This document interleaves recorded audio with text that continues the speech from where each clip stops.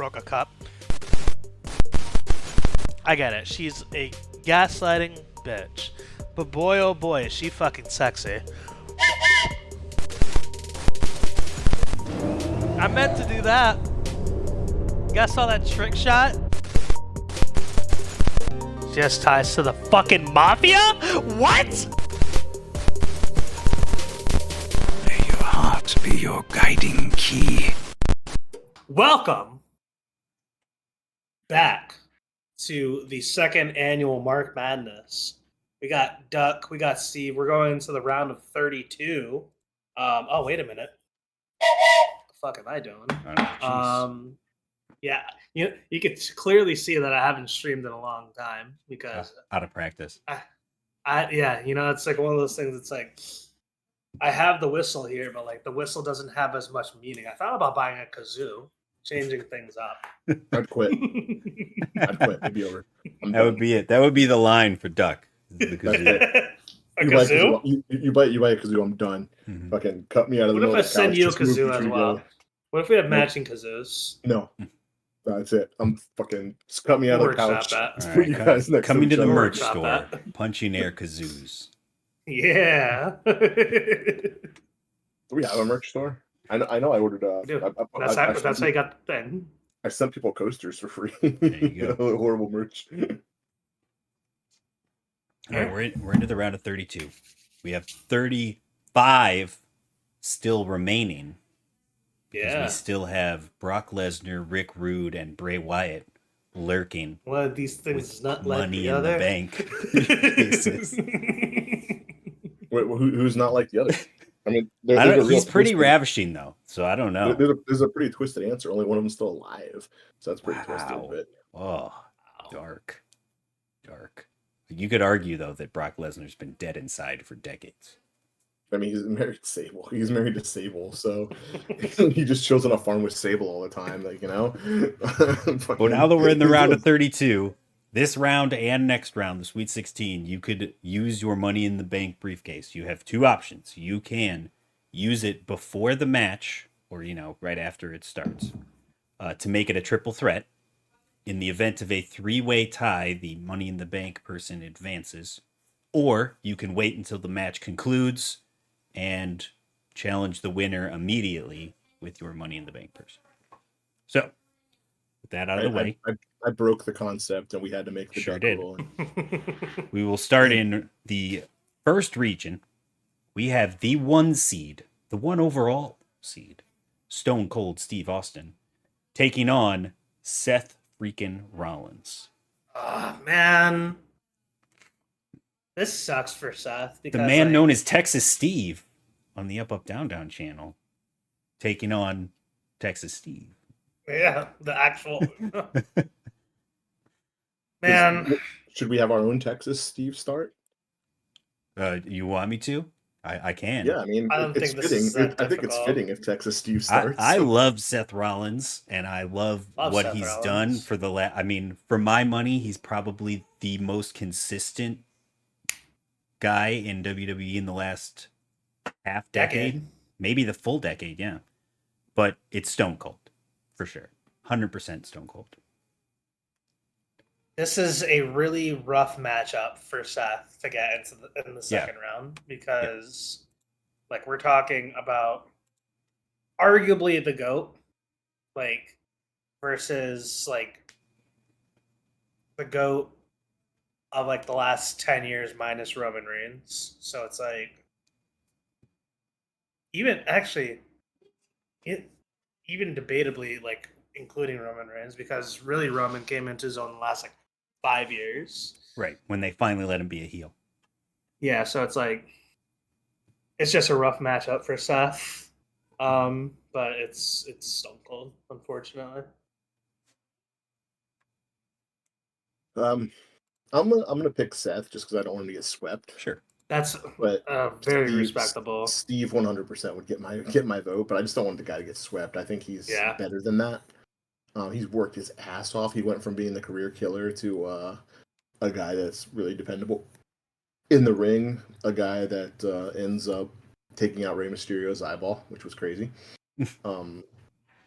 he does anything, man. You tell him to do something, he does it. His Like, character work is off the charts. I look forward to every pay-per-view he's at just for his outfit. I'm like, what wackadoo shits he's gonna wear this week? So Seth, you had a good run. All right, moving on. It's a really rough matchup. The number 4 seed CM Punk going up against the 5 seed Kurt Angle. Oh, these matchups are tough right off the bat.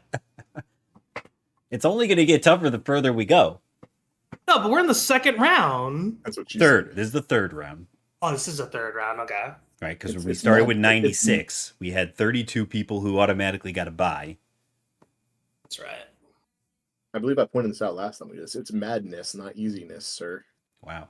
That being said, this isn't hard for me. I'm going with my Olympic hero. Arguably the best to ever do it in the ring as far as work rate goes. Top 5 as far as promo skills goes, in my opinion. And can be a healer face rather effectively, either or comedic chops that just and he wasn't supposed to work. Like, he was supposed to be a face to start off with, and people booed the shit out of him. He's like, you know what, I'm just gonna be a pompous, arrogant fuck, and I'm gonna enjoy it. And so I've enjoyed the hell out of him. I can't imagine what would have happened if they wouldn't have crucified the Sandman on that ECW show, because he was gonna sign with ECW. Long time ago. But then they crucify the Sandman. He's like, yeah, I'm getting the fuck out of here and don't use my likeness. And Paul Heyman, who couldn't afford to pay for anything, did not do that. So I'm picking Kurt Angle. Not his time in TNA is not lost on me. One of my favorite things ever was watching him come out and headbutt Samoa Joe. Like, it was so cool, such a cool moment. And I wish he would have had a better send off. That's the only negative thing I could say about Kurt. Constable Corbin ending his career is fucking stupid. Yeah. Although him and the Shield kind of made me laugh. Like, what the fuck is this? Right, that was. I will say though, I was the picture here. I was kind of hoping that you would say I'm picking my Olympic hero, CM Punk. That would have popped me pretty good. I'm saying.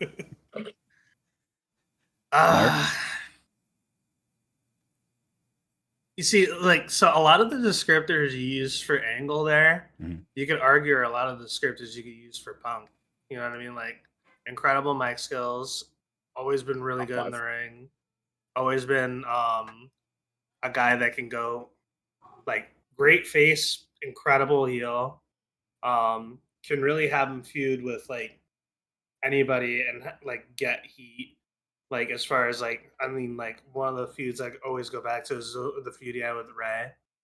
The Straight Edge Society stuff was incredibly underrated. You know what I mean? Everybody remembers, like, obviously his, like, meteoric rise in, like, 2011 with, like, the Best in the World stuff. But, like, you look at, like, the Straight Edge Society stuff, and that was always really good.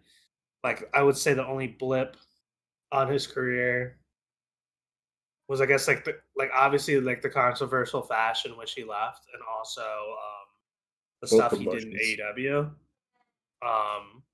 But, like, it's one of those things. He had bangers in AEW, though. He did have bangers in AEW.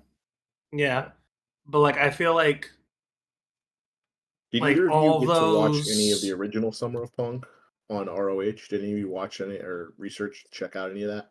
I didn't, but that was an incredible time. And when he signed his WWE contract on the Ring of Honor Championship,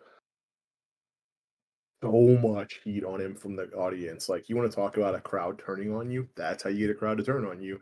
You sign your contract on their title belt. And then he lost it, but still, like, it was so good. Like, do yourselves a favor, watch Summer of Punk. So, the original so it's Summer of Punk. Like, you have all those things, like, but how does he Punk look in a little tiny kind of changed? I love Angle, but Punk kind of changed the industry. Like, as far as, like, from 2011 on,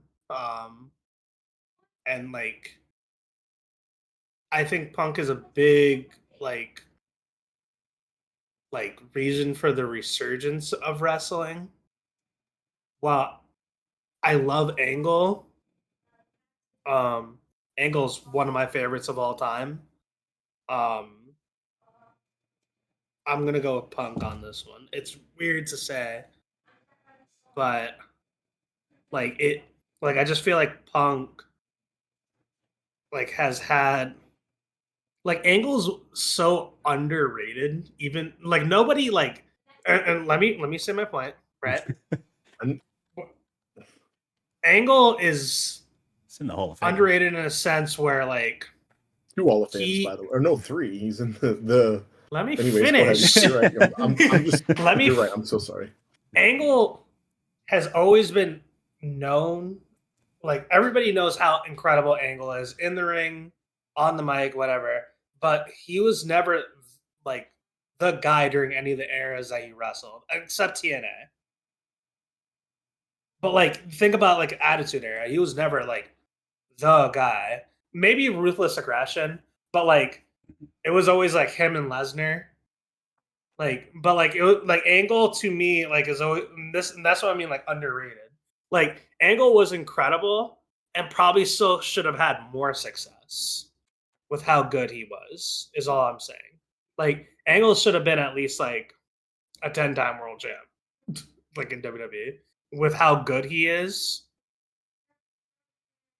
That's all I'm saying. Like that's what I mean when I say like he's kind of like underrated in a sense, where like he's so good that he probably should have had more success. Sure. For me, I think this is a different discussion if CM Punk doesn't take a 7-year hiatus to be a failed MMA fighter. Fair. If that doesn't happen, I think I'd probably lean his direction, but I am also going to go Kurt Angle. Very fair.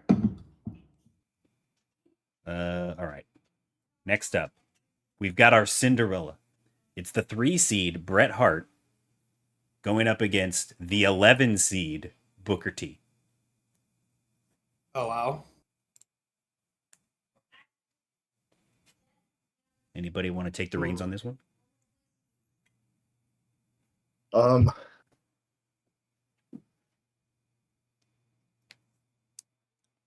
Nobody really. So there's two I'm of 2 minds here. Mm-hmm. Which match would I rather watch? Would I rather watch a Bret Hart match, or would I rather watch a Booker T match? I know who the better wrestler is. I know who's the higher rated wrestler, who's done like had the better feud. Booker's so much more entertaining. Yeah, I'd rather watch Booker. I'd rather hear Booker talk. Bret Hart was so good. I'm gonna pick Booker. I don't think I picked Booker T to win the last match, but maybe I did. I don't remember. But I'm sticking with GI Bro. I really like Booker T. I don't know if you guys can tell. I think everybody likes Booker. Booker's one of my favorites, and he's also one of the few WCW guys that said, you know what, I'm gonna take the Time Warner buyout. He's like, you know, I'm not gonna get paid when Vince bought him, and he joined WWE, and he's one of the few guys that came over in that and looked really good. And I know they book him that way, but he was really good in that. Even though they made him lose to like everybody. And I could still remember his supermarket time with Austin beating him up. It cracked me up. I like Booker, I just do. Sorry, Bret. I still say the Iron Man match is the most overrated match ever, but it's fine. Bret and Owen's still one of my favorite rivalries ever, but either way, I'm going Booker. Booker T. Oh man, I can dig that sucker. Is it weird that I want to go Booker as well? Like, if that's who you like. Like I'm gonna catch so much heat for this. From who? Bret kind of bores me a little bit. Like, sure. Bret's incredible. No, I get it. The reason that Bret Hart is regarded as one of the best to ever do it is his technical wrestling skills. Nobody can argue about what he does in the ring and his submission game and how he performs in that regard. But on the mic, he's just okay. There's no high flying. There's no entertainment outside of the ring, and it's a different era too. Like that wasn't a necessity back then. So he's one of the he is probably like, when the people greatest argue like technical he's wrestler ever. I think it's Angle or like somebody who's not in this tournament. Like it's one of those two, you know. But like, I'm gonna Total go Booker on package, this. total entertainment. I would say probably Booker. I'm going Booker on this. I think either way, we were gonna give this a 2-1 vote because there's no way Bret Hart can get swept.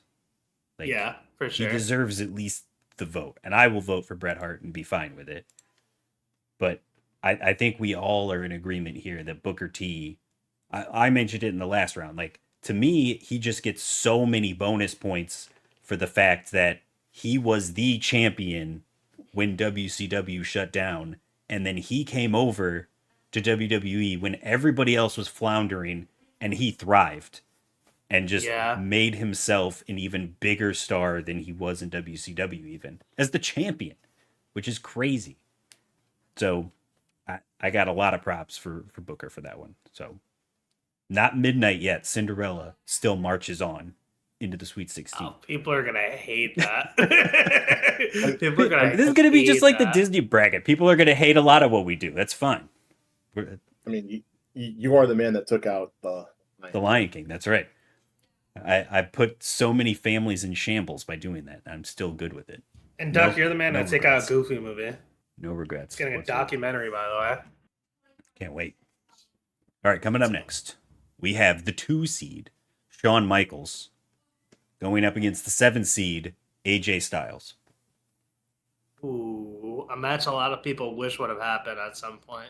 We could have had Bret and Shawn again. Missed opportunity, really. I don't think. I think we've seen enough of that. I think we're all good on that. Yeah, man. Like, this is another one where, like, actually, it's a lot. I'm gonna go Shawn on this, but like shout out to like just the longevity of AJ Styles and like how good he's been for so long. Like, he's just now slowing down. Like he's been going at it since like WCW was still around. I don't even know if he's slowing down so much as it is he's finally getting hurt for the first time in his career. Yeah. But like he's said, like, I think like the contract he's on is like the last contract. Yeah, he said he wants to retire at 40 and he's 38 right now, I think. Yeah, so like we got like 2 more years of Styles. Yeah. AJ's in his 40s already, dude. Is he? He's going to retire by 50. He's like 48. 46, oh, is it the other way? It was 50 and he's 48? It's something like that. He only has like 2 years. Hold on. He's 47 years old. Okay. Yeah. So like Styles, man, am I talking myself? No, it's Shawn. It's Shawn. Like, Shawn is your favorite wrestler's favorite wrestler. You know what I mean? Like, Shawn is one of those guys that like Shawn's one of those guys that like if you like anytime I'm like trying to put somebody onto wrestling, I show them Shawn Michaels versus The Undertaker at WrestleMania 25. Like still to this day, one of the greatest matches ever. And it's like Shawn is just like he's always had it on the mic, he's always had it in the ring. An innovator, like as far as like a high flyer who transitioned to like a really technical, good wrestler, but like also entertaining in a sense too, because like also like really good at like being entertaining in a match as well. You know what I mean? Like knowing when to like give the fans what they want and like just like really it's Shawn on like AJ's incredible and I hate to see him go. I mean, who knows where you guys are gonna go with this, but like I think it's Shawn. I don't know if you know this about me, but I'm a homer in everything I do. I've watched so many AJ Styles matches live. If in the Mr. Impact Zone. TNA doesn't pick AJ Styles, I will be stunned. I respect it. AJ I Styles. respect that. I was also at the match that with Shawn Michaels retired. Ric Flair retired him, where he should have retired because it was a perfect match. But AJ Styles just did so much cool shit, and still one of my two of my favorite themes. You know what? No, we're not gonna do that. We're gonna leave that alone. AJ Styles is just. I was thinking about pulling something out there, but I didn't do it. We're going Allen. Get AJ Styles. Let's go. We're gonna cash it with Rick Rude. Were you gonna cash it with Rick Rude? Fucking not. Okay, I was gonna say. I was like, the only way, like, I could do that, but I don't think Steve's gonna would pick AJ, so I don't think I'd maybe have that option. No, I'm picking. I'm going AJ Styles. Love AJ. Love that guy. Yeah, it sucks to see AJ go. Because like a lot of ways they're very similar as far as like started off like super high flyer and kind of transition. So my only issue with Shawn is Shawn was big when wrestling was really bad at times. And I understand that's not his fault. That's the people around him. You talking about in the mid '90s? Then like from like '95 to right before the Attitude Era, he was. But his rivalry with Bret is still high. That's when his rivalry with Bret was kicking off. Yeah, but I've gone on record saying I didn't enjoy his matches with Bret that much. Like right. I enjoy their banter more than anything. I didn't. Their matches. Well, you're in the minority on that one though. A lot of people would argue that's one of the greatest wrestling rivalries of all time. I came into it during the Attitude Era when he was with DX and all the things that they were doing through the Attitude Era with that. And then I went back and watched all of his stuff leading up to that and had the admiration for it. But even after DX, all the stuff that he did in the early 2000s transitioning into Ruthless Aggression stuff.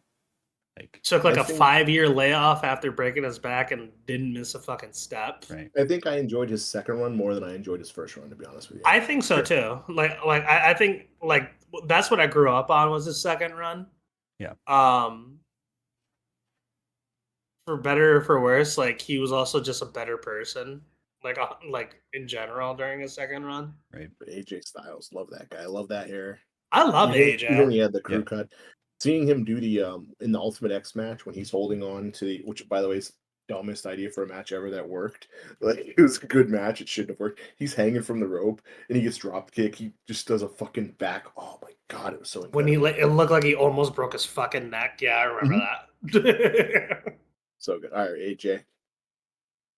Matters. Fun fact: AJ's had more WWE matches than TNA matches, and AJ Styles is more known for TNA. That's what's insane to me. Guys, I'm gonna miss him. All right.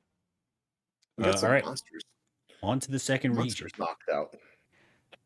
We have the number 1 seed, The Rock, going up against the number 8 seed, Drew McIntyre. This isn't that hard. Not what are you talking about? 2-time champion. Carried him through the Thunderdome. Did I even vote for Drew in the last round? That's a great question. No, you didn't, because he was up against Christian. So you definitely did not vote for Drew in the last round. I think I am the one that squeaked Drew into this and then immediately regretted it because I wanted to do Christian and the Peeps against the People's Champion. Had so many regrets instantly. Still love Drew. He deserved to be here, in my opinion. But it's The Rock. Yeah. We don't have to spend a lot of time on it. It's The Rock. I smell that. Sorry, Sathan. Sathan just turned us off. We've lost Sathan. We've lost. There goes a viewer right there. Who else can we knock out? Man, this is going to be a real tough one. You got the 4 seed Randy Orton going up against the 5 seed Eddie Guerrero. Ooh. Man. Okay, now I think Rick Rude's going to cash in his briefcase. You're going to make this a triple threat? Because I think you two could split this vote. And I realistically think you could split this vote. And I think this is my only chance to make this your shot. This in. Okay. Yeah, I like it. I like the moxie. If you two agree with each other, that's gonna suck. But like, I understand if you vote either way. But I think this could be a split vote. I think this is my chance. I like it. I showed my cards last time when I did my move early. That you're doing this right now. I like it. Against these two. Mm-hmm. Monster. God's gift to wrestling. Should be moving on to the next round to take on The Rock. All right, so we've got one vote in for Rick Rude. You know what? I kind of want you guys to write down your votes so you don't know who each other's voting for, just so you can agree to it. Okay. But I don't know if I can make that request. That's not a bad idea. Can you guys do that? Can you write down your votes and then when you then talk about who you voted for and show it, so that way there's no collusion. Yeah, I could do that. And I agree to do that. If I have a marker or a pen, something. Yeah, I'll do that when you guys do yours too. Look at Duck like. I like the innovation, Duck. I like it. You know, sometimes when I throw stuff at the wall, it works. Okay. Okay, I wrote my vote down. Yep, me too. All right, so you want to discuss it first? You can either show your votes and discuss, or discuss then show your votes. You can go ahead. It's your show. So on 3, let's both show our votes and discuss. Okay. Afterward. All right. 1, 2, 3. Okay. It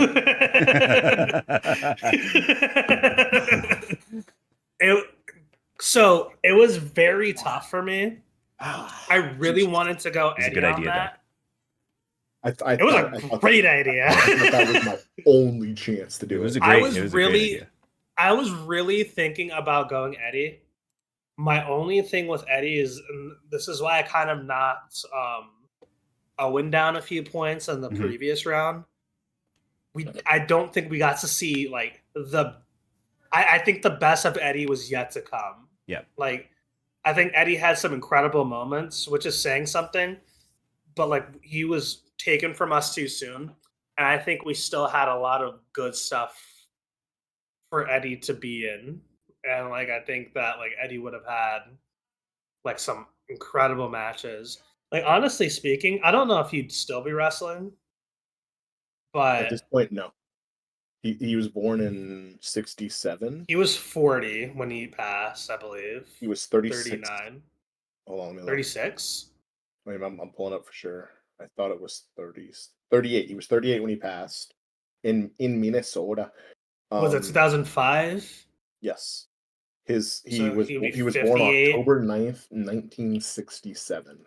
Okay, so he would have retired. I think he would have retired maybe anywhere from 5 to 10 years ago. He probably would have retired. So, like, we're still getting like a good amount of, like, at least another 10 to 15 years of Eddie. Like, and think about some of the people he would have fought during that time period. Well, it's the argument that I just made for CM Punk. Yeah. If he didn't have those 7 years of a gap, I'd have more of a reason to advance him further in the tournament. It's the same thing for Eddie. He was great while he was there, and it's not his fault, obviously. But yeah, I mean, it's unfortunate. He just doesn't have the resume, the amount of time that Randy has. Yeah, it's like Orton has had one of those Orton's arguably one of the greatest. Like, you could argue a lot of people are one of the greatest on this list, but like Orton has the resume, the longevity. And he had to live up to it too. Yeah. Like, came in with a lot of pressure and lived up to it. Yeah, it's I hate to see Eddie go. Yeah. But I hate the Duck is forcing us to give him 0 votes too. Yeah. But it was well played. I like that. That was good. I was really close to going Eddie on that too. Mm-hmm. I was like, but like I just couldn't. Yeah.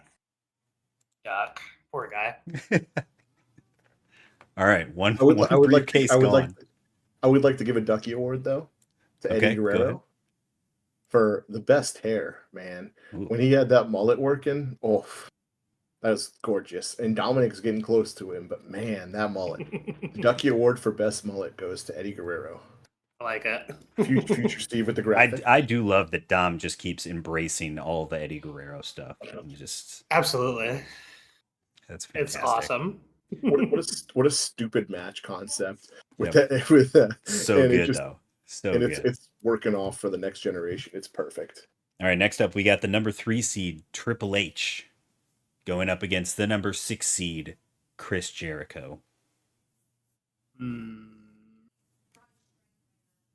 This is an interesting one because we talked about Eddie Guerrero, we talked about CM Punk and having the missing gap and not enough years. Is it hurting Jericho that he has too many years at this point? I was gonna say I was gonna say tarnishing his legacy. I said that last round. Yeah. Jericho's like overstaying his welcome. Like the beginning of AEW, in like the first year or two of AEW, right? His stuff was very solid. Right. Like the stuff with MJF, like the Inner Circle, La Champion, like the Bubbly, all that bullshit. Like fun stuff. It's like what but like from like there on, right. It's like he just feels like a caricature. Like it just feels like a shell of himself. Like you could obviously tell he's like lost a step in the ring, whatever. He hasn't really lost it on the mic too much. You know what I mean? Like he's still like good on the mic and everything, but it's like it's just you know how like sometimes you have to go away, like for like people to like miss you, whatever. It's almost like overexposure because like the thing about Jericho whenever he was in WWE is that like he would like constantly like go away for a little bit and then come back. Yeah, go on tour. Like, yeah, he would go on tour and like he would come back and be like, "Oh, like Jericho," and it wouldn't feel when he came back from tour, and everybody's like, "Oh, you've been gone for 4 months. I'm so excited to see you." Yeah, and like he would be back for like 6 months and then he would leave again. And it's like, "Oh, this is great." You know what I mean? But now it's like, "Oh, you're here all the time and you're old." And you're not that great in the ring, and you're beating young people. it's like not putting anyone over.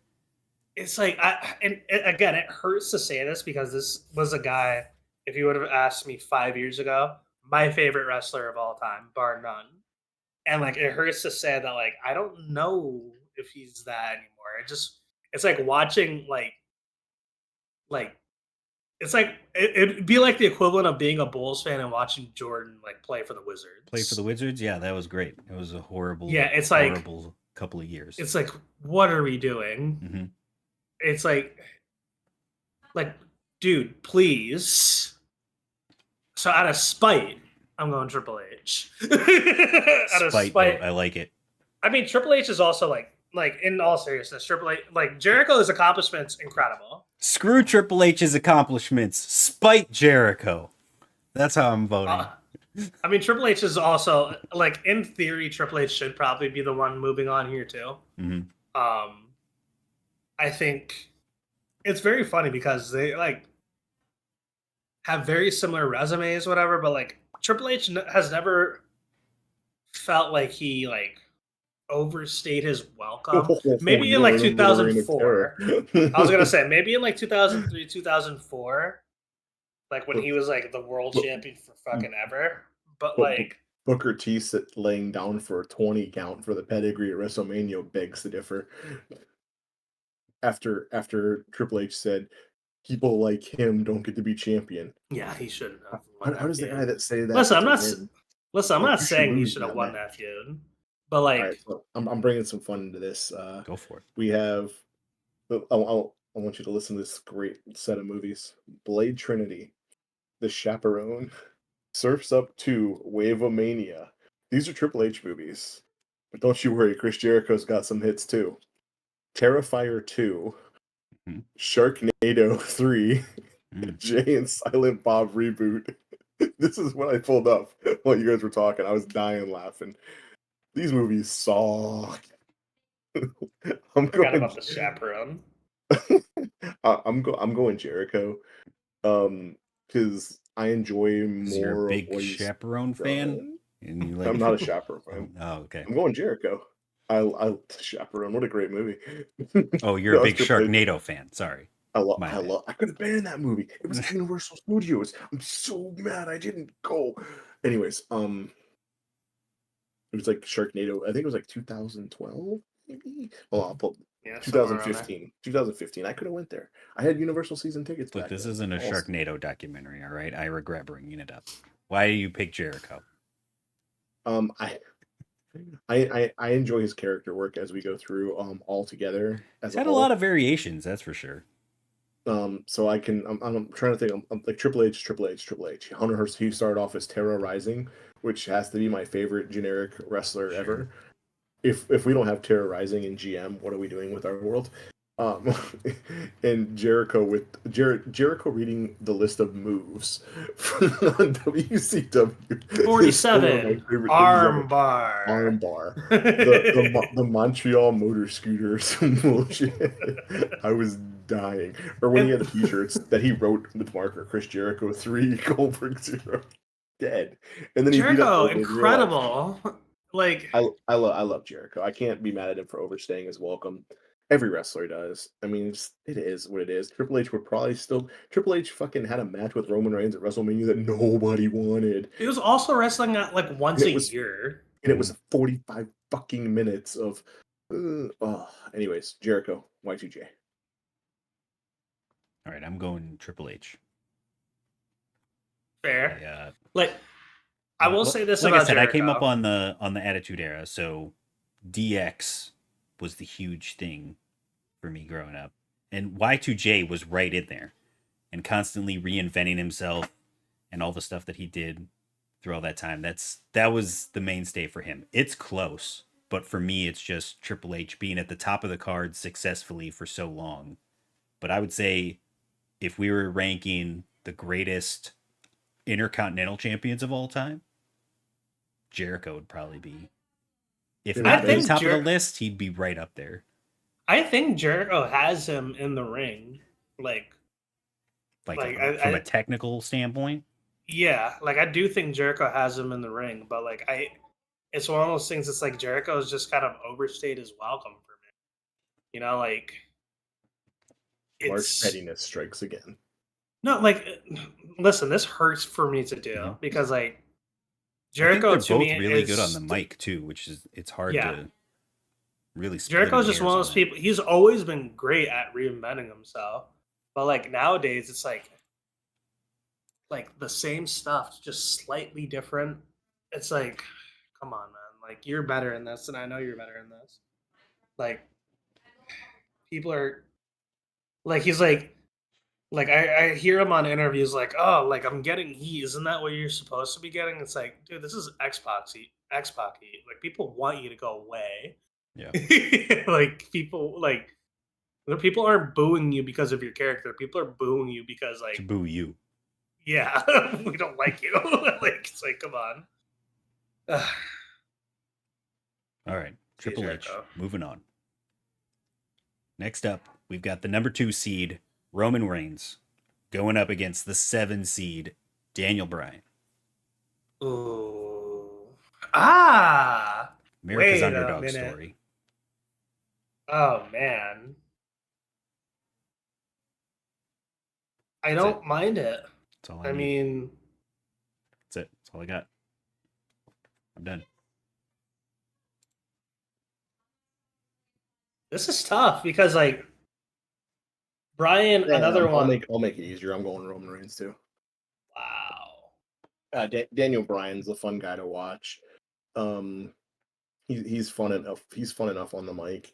There's just too much of bland Daniel Bryan, where it's like the Daniel Bryan I got behind the most was the hemp belt Daniel Bryan that ultimately lost to Kofi Mania. Love heel Bryan. I really enjoyed calling the crowd fickle, and I remember being accused of being a racist, being a hippie at Mania. I was at that Mania. I remember I was accused of being a racist for like playing into the Daniel Bryan gimmick. I was like, oh, this guy's the planet's champion. Like somebody's like, you're racist. I'm like, what do you mean? That's simply untrue. Like, I enjoyed him. And Kane. I enjoyed him and Kane as a tag team. That was my great. favorite. Just I'm the tag team champions. No, I'm the tag team champions. I'm gonna go so bland. Like it's like I'm gonna go Bryan on this. Okay. Just so he's not swept. Yeah, because like I do think like his character work hasn't always been like the greatest, but he's always been fucking incredible in the ring. Mm-hmm. And like just still really great in the ring. Like after like having that layoff of having to retire and everything like that. So I'm gonna give it to Bryan. I understand Roman advancing, but like just so that Bryan doesn't get swept because I don't think he deserves that. Yeah. All right, moving on. Pissing off all the wrestling purists today. Region 3. We've got the number 1 seed, the Nature Boy Ric Flair, going up against the 8 seed, Mick Foley. That's kind of funny.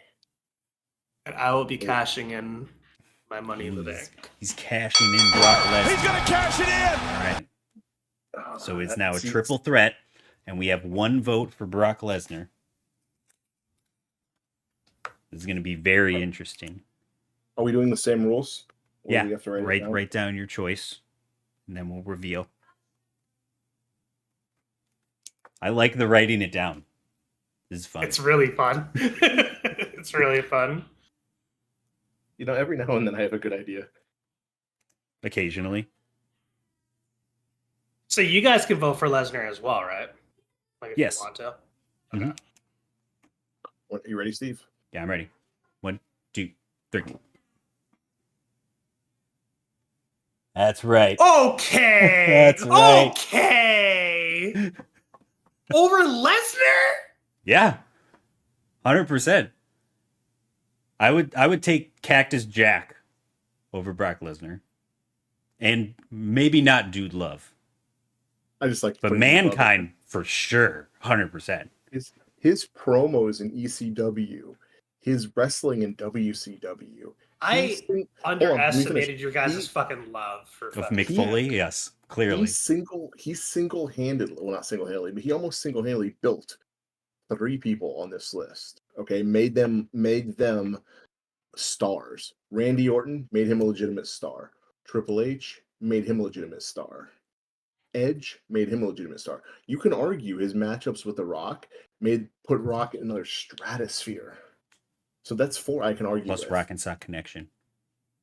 And he made one of my favorites ever, some of his best matches in WCW, Sting. And then when he goes to ECW and is the anti-ECW guy, so good. His match, he made a whole match famous. He made a whole match famous in Hell in a Cell, man. I love Mick Foley. Getting thrown off Hell in a Cell and then coming back just to hit his fucking tooth in his nose on one leg to hit him with the chair just to continue the storyline so it would make sense. Let me ask you a question. If it would have been anyone else other than Mick, oh, you gotta go as an example because against Bret. I think part of the reasoning here too is I don't think any of us were voting for Ric Flair, right? Yeah. I think this would have been 3-0 Mick Foley if there was no cash in. I just thought that like throwing Lesnar into the mix. I just thought you guys would weigh Lesnar's like dominance. You thought we picked Lesnar over? No. I completely just did not know how much you fucking love Mick Foley. Apparently. Right. So remember a few picks ago when Steve said that breaks go against people as well for him. Mm-hmm. Brock Lesnar had a huge break to play football, to go to MMA. But I would argue his second run's been better than his first run. Right. He ended the goddamn streak. Exactly. And he's been dominant. I cannot argue with that at all. My biggest knock against Brock Lesnar has always been and will always be that he's never there unless it's a pay-per-view. He doesn't show up to the regular shows. And for a vast majority of his career, it's been Paul Heyman talking for him.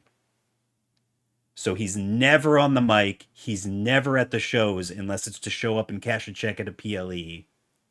Like, yes, he's been dominant and running through people. I just feel that's like great. Lesnar's an attraction, man. But just overall, like, regardless of whether or not you like him or hate him, when you hear that music, there's always a fucking pop. Oh, yeah. He's great. Like, there's no doubt about it. I'm just saying, man. comparing head to head, I would take Foley 100 times out of 100. I wasted this. I should have used. I was going to use this on the Hogan matchup. Okay, continue. So now I've got the only briefcase left now.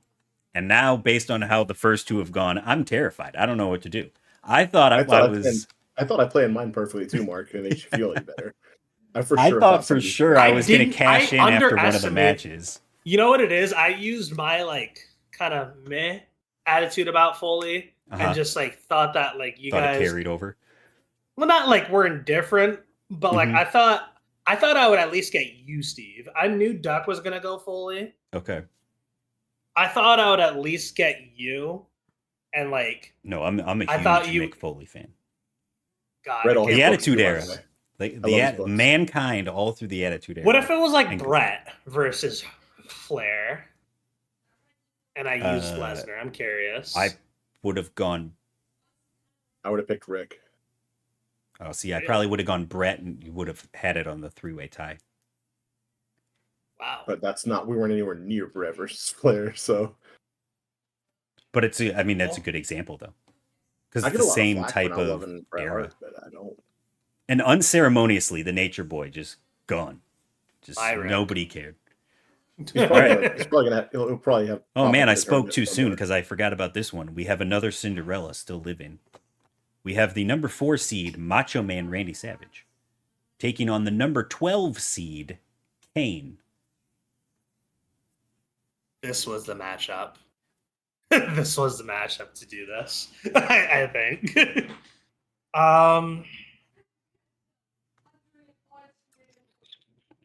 I don't think there's I'm any... going with 3 minutes of playtime.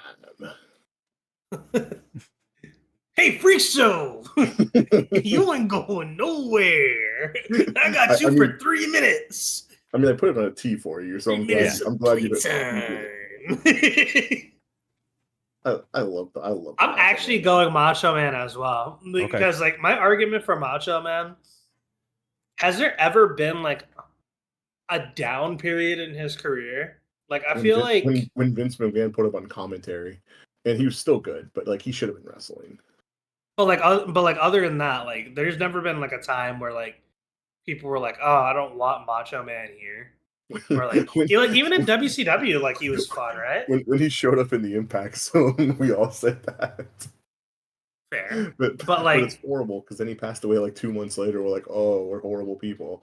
Like that's bad. Like I would say, apparently Miss Elizabeth said he doesn't want Macho Man anywhere near. To me, Kane kind of suffered like from like Jericho syndrome of kind of like overstaying your welcome a little bit too long. Like his stuff was always kind of fun, but like Kane was kind of boring for a while too. Like as far as his matches were concerned, like they're very much like kind of like the same. Like I love like for every high that Kane has, I feel like he's had a low. You know what I mean? Like, and like I think the longevity of Kane is great, but it's also I think worked against him in a sense. Which is I think like you could argue it's maybe revisionist history.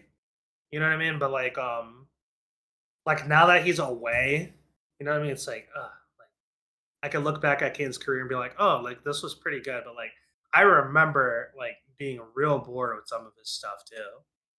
I wish Kane would have been more dominant. Like when he's a dominant monster, that's the best Kane.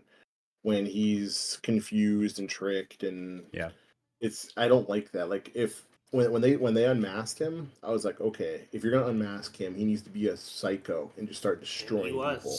And they had him destroy RVD, but then they had him be weird and like, oh, I want to take out your eyeball because my stupid ass movie's coming up.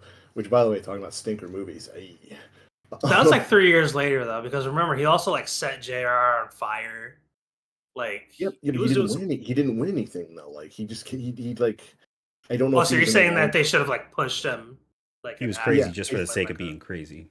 Yeah, he wasn't like I wanted him to be on a rampage and win. Like that would have been great. It would have been fantastic. But they didn't. They had it and then they dropped the ball and they're like, oh, now we're gonna have him lose to like he's a good guy in a battle with Triple H and Triple H is calling him a necrophiliac. Like, what is happening here? This is I'm also going Macho Man clean sweep. I did like him teaming great with big Hurricane, man. though. I thought that was funny. Thrived in the spooky supernatural era of WWE, but Macho Man all day. Yeah. All right, this next one I feel like is going to be pretty easy. We probably don't need to spend a lot of time on it. We got number 3, Sting, going up against number 6, Goldberg. Sting. I think, I'm not even a big WCW guy, and it's Stinger. 100%. Duck loves Goldberg, though. I love them both. All right, you're going. You got. I'm gonna give Goldberg a. You're throwing Goldberg a pity vote. Yeah. Mr. Sting. Wow. Fuck Goldberg. Wow. Goldberg was. I mean, he wasn't trained how to wrestle. He never learned either. Never cared to learn. Was so on the mic. He was just a badass. And had a 20+ year career. he had the perfect booking for what he was. They highlighted his strengths. They're like, let's not show his weaknesses. And then when he came to WWE, they're like, let's show his weaknesses. Let's put him in 20-minute matches. They highlighted his strengths, being big.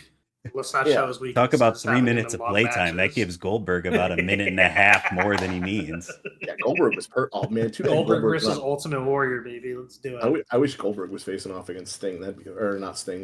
Goldberg's facing off against Macho Man. Because 3 minutes of playtime, he's actually winning. But yeah, I love Goldberg. All right. Next up, we've got Georgia. Number 2, John Cena, going up against number 7, The Big Show. Again, don't think we need to spend a lot of time here. Big Show, another one that like his longevity, kind of worked against him after a while. Like Big Show, just kind of felt like he would just kind of be all over the place, just kind of meander. You're like, oh, Big Show's, and you could argue that's a good thing as far as versatility wise, but it's can you really look at any point in time and go, oh man, that Big Show program was great. It's December to December. Huh? December to December. Yeah, it's Cena. It's but Cena. All right, Big Show, dependable guy, but right. Big Show is the ultimate. We need a big guy to make this little guy look good, or we need a giant face to make this heel look good. We need a giant heel to make this face look good. He was just an awesome upper mid card. Yeah, he was a great piece, is what he was. Yeah. Yep.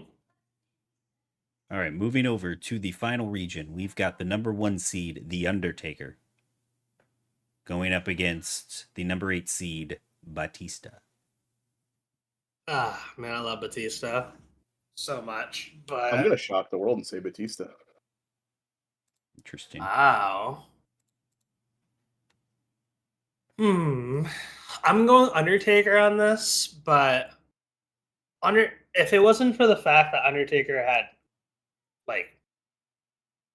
a really, really, really long, good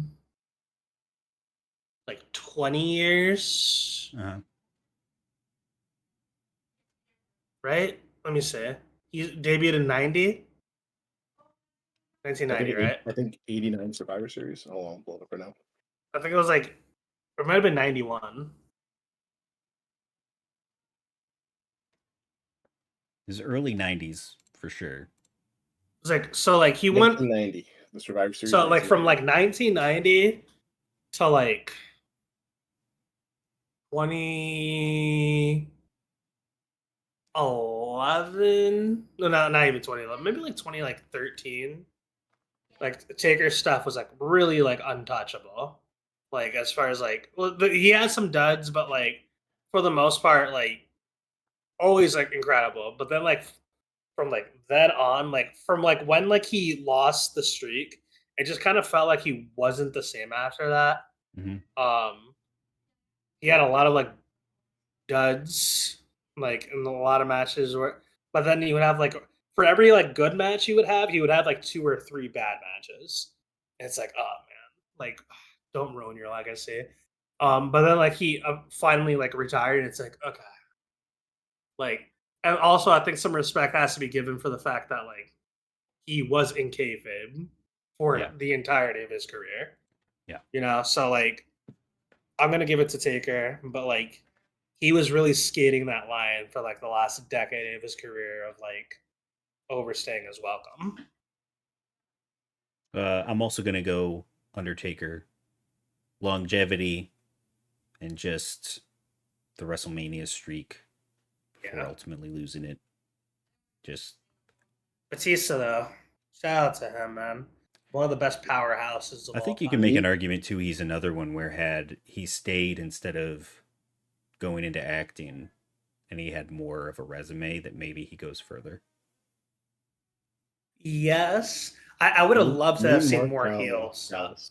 Well, but the issue with Batista is that he started late, so like that's probably why he was like, if he would have started maybe 10 years earlier, or like 10 years younger, I think it would have probably been like a different story. Um, like you said, because like Batista was always like pretty entertaining.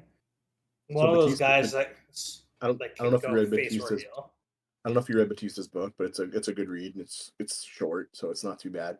One of my favorite parts of it is when he said he got called up to WWE, because he was part of that famed four, the group that came up, him, Cena, Orton, Lesnar, and they always mention Rico. They're like, Rico is a god, and like, dude, Rico sucked. Anyways, Benjamin, I think, was another one of those that was mentioned. Yeah, he was part of the big. Anyways, when he got called up, they told him to buy a suit, and I remember he said he went out and he spent all his money on this really nice suit, and as soon as he got to the stadium, they ripped the arms off so he could have his sleeves out, and he was pissed because he was the box holder. So I don't know. I enjoyed that. He also hates Bubba Ray Dudley, which is kind of funny to me. Because in a match with him and Orton, Orton went in there and ripped his shoulder out of place. Then Batista went in there and like tore his ACL or something and tried to tag out, and he couldn't tag out. And then I guess Bubba Ray Dudley was pissed off in the match because both of them just kind of like phoned in the rest of the match when one of them had a torn shoulder and he had a torn ACL. He's like fuck Bubba Ray Dudley.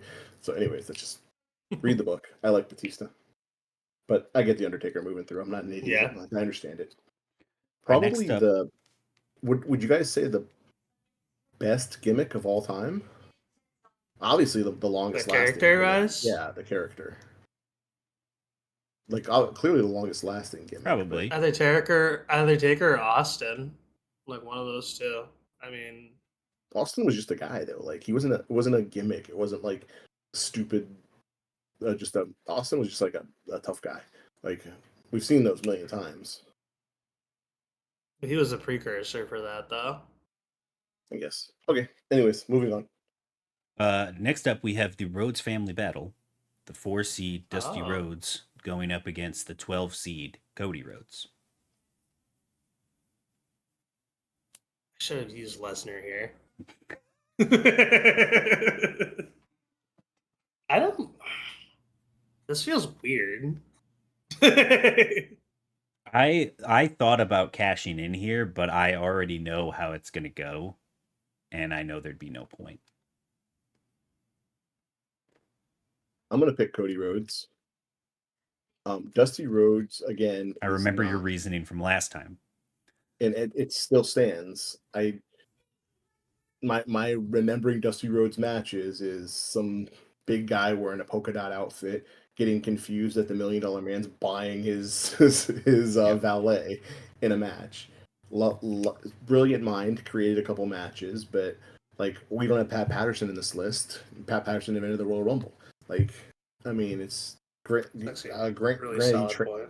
he trained a lot of people. I understand that. Killer His Kowalski's not on this legacy list. is bigger than his wrestling career, and we're talking about wrestling career in this. Now, again, if we were alive in the 80s and watched his stuff up and down the Florida circuit in the 80s, we might think differently. My dad would kick me in the head for saying this, but Cody's just been better, man. Like, he's between the, I mean, he's turned chicken shit into chicken salad. Like, the dashing thing was great. The bags on the head were great. The broken nose, the even when he was when Legacy was great. Stardust was a train wreck. He made it kind of fun. Like, yeah. And I'm then gonna go when he turns heel in Japan, he dyed his hair blonde, and then he was a bad guy. It's like, this guy's great. I love Cody. I think Cody's I'm great. going Dusty on this. Quite literally, without Dusty, there is no Cody. Half of the story that Cody has is based off of Dusty's legacy.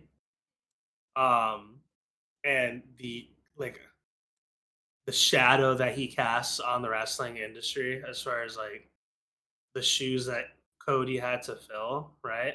And and not that Cody hasn't filled those shoes, because like he's done a lot.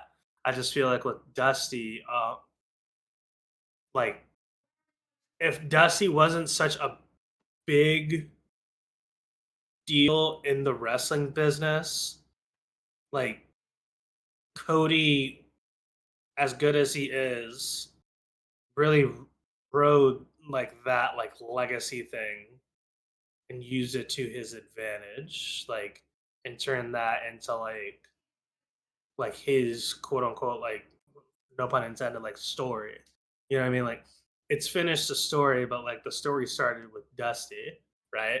So it's like how can you like it's hard for me to like say that like Cody's better than Dusty when if Dusty wasn't as big of a deal as he was, Cody would have never gotten the shots that he did. As far as Hmm. like as far as like you could say that Cody would maybe still be big, but like it's one of those, it's hard for me to say that like just because Dusty was such a big deal and like one of the biggest things was him not winning Yeah. like the world title and like Cody turning that into a story and kind of like having it turn almost into like a prophecy fulfilled makes it that much bigger of a moment.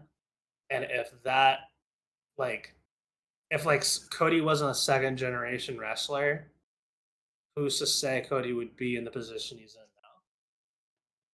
I would say, like we talked about before with Randy, he came in with all the pressure and expectations and lived up to it from the jump. Whereas with Cody, yes, he was getting the initial opportunity because of who his dad was, but he Yeah. also ended up having to leave the company because he wasn't living up to those expectations.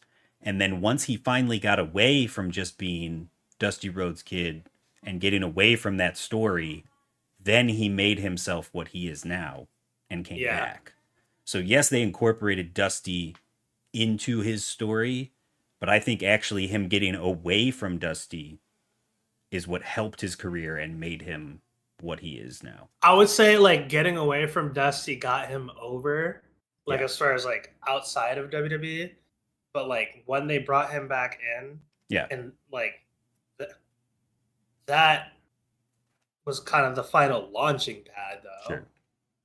So it's like you kind of needed both of those. Mm-hmm. You know what I mean? And like I don't know if like I just like he doesn't like because like let's look at like Cody when he first debuted. He just wasn't that great. You know what I mean? Like it took him he debuted in like 06, 07.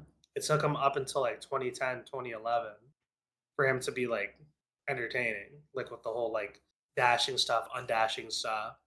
The legacy stuff was okay, but that like he was involved with Orton. You know what I mean? Like once he like started doing the dashing stuff is when he really started coming into his own.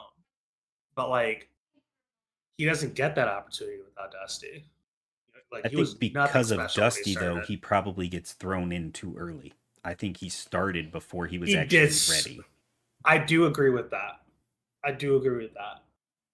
But I'm going to go Cody just Fair. because of Dusty has the fantastic legacy and everything that he did and built up.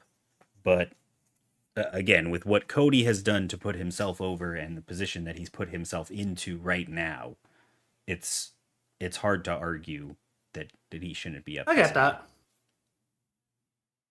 So I'm looking at the numbers right now, and for what they're worth, Dusty Rhodes has 2 5-star matches in his career, and they were both war games. With this lineup's nasty. He was on a team with Animal, Hawk, Nikita Koloff, and Paul Ellering. And his 5-star matchup was with Arn Anderson, J.J. Dillon, Lex Luger, Ric Flair, and Tully Blanchard. So the Four Horsemen. His other match was also with the Four Horsemen, because as we know, that was the other 5-star match. Other than that, the closest he had to a 5-star match was a 4 2/4 star match with, again, Ric Flair and Nikita Koloff. Whereas Cody has had, and these are a 5-star match with AJ Styles 1-on-1, a 4 7/4 match, or 4.75 match with Roman Reigns, a 5-star with his brother, and a 5-star with Seth with the boob. Yeah. He's also had multiple 4.5-star, 4.25-star matches. Yeah. He had a 4 so I mean he has really good matches. Oh So yeah, I'm not. Yeah, Cody's a better wrestler than Dusty as far as like in ring.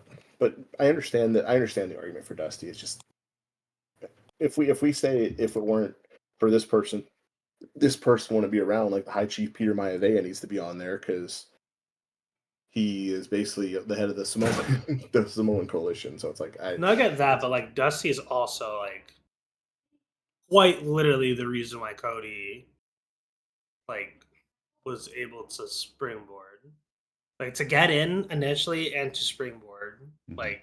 Well, The Rock wouldn't have been a wrestler if it wasn't his family. The Randy Orton wouldn't have been a wrestler. Like, right. if we're not bringing in second generation things, then it's like I don't know. But Orton was great off the jump, though.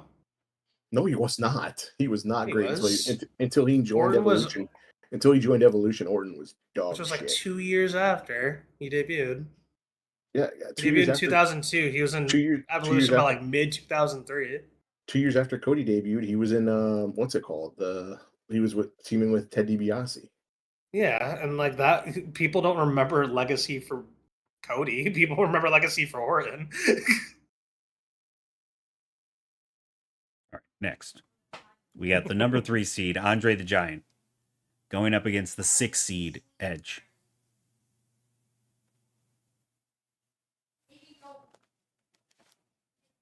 Man,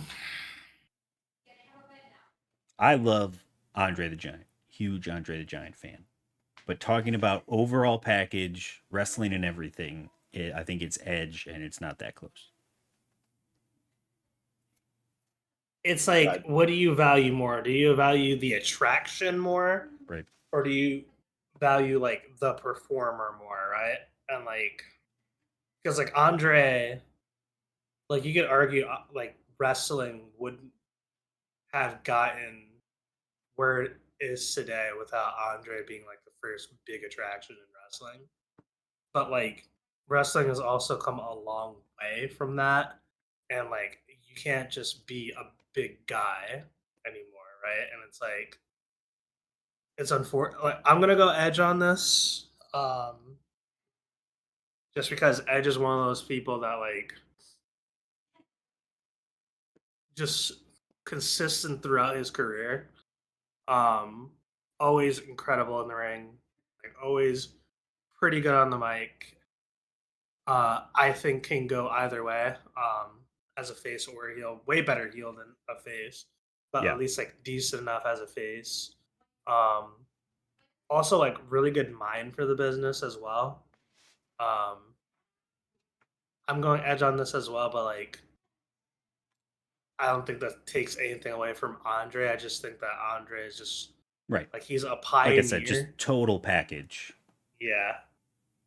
Kind of like Bruno Sammartino. It's like we respect what he did, but it's like I mean, The Princess Bride's so much better than any movie Edge ever made. But What about Vikings? How do you feel about Vikings? I said what I said. The Princess Bride's better. Love The Princess Bride. Again, sorry. Yeah. I mean, so do I, but I'm just saying he had a whole television series. Mark's like, I have no idea what that is. what the Princess Bride is. Inconceivable.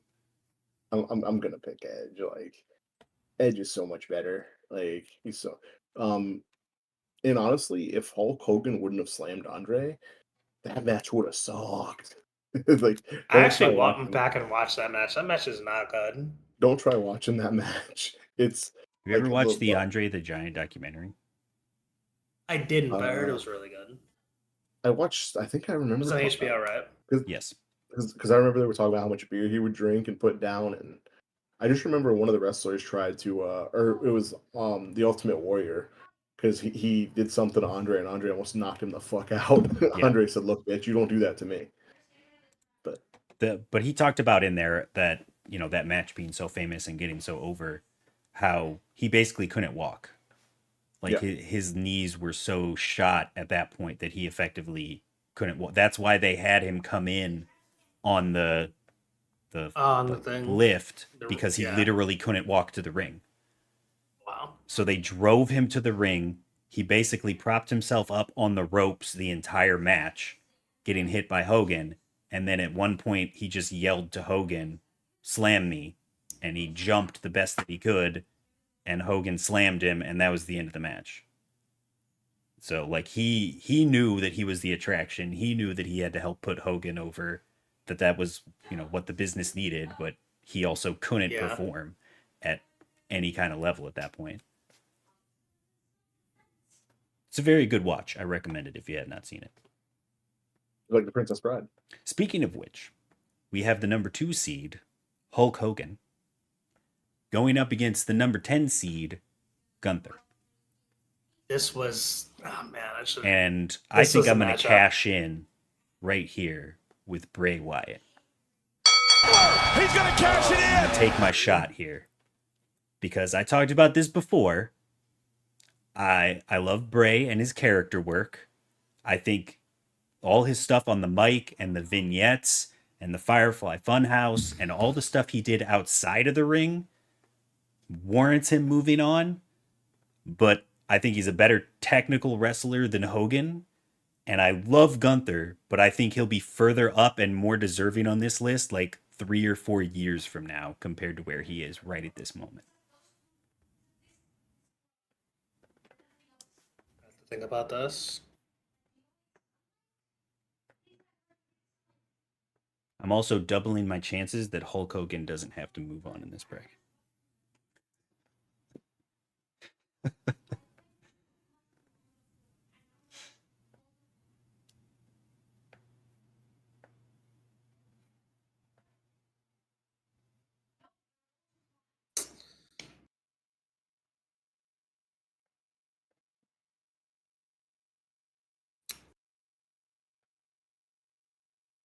I was thinking about cashing in after too, but I love this idea, Duck.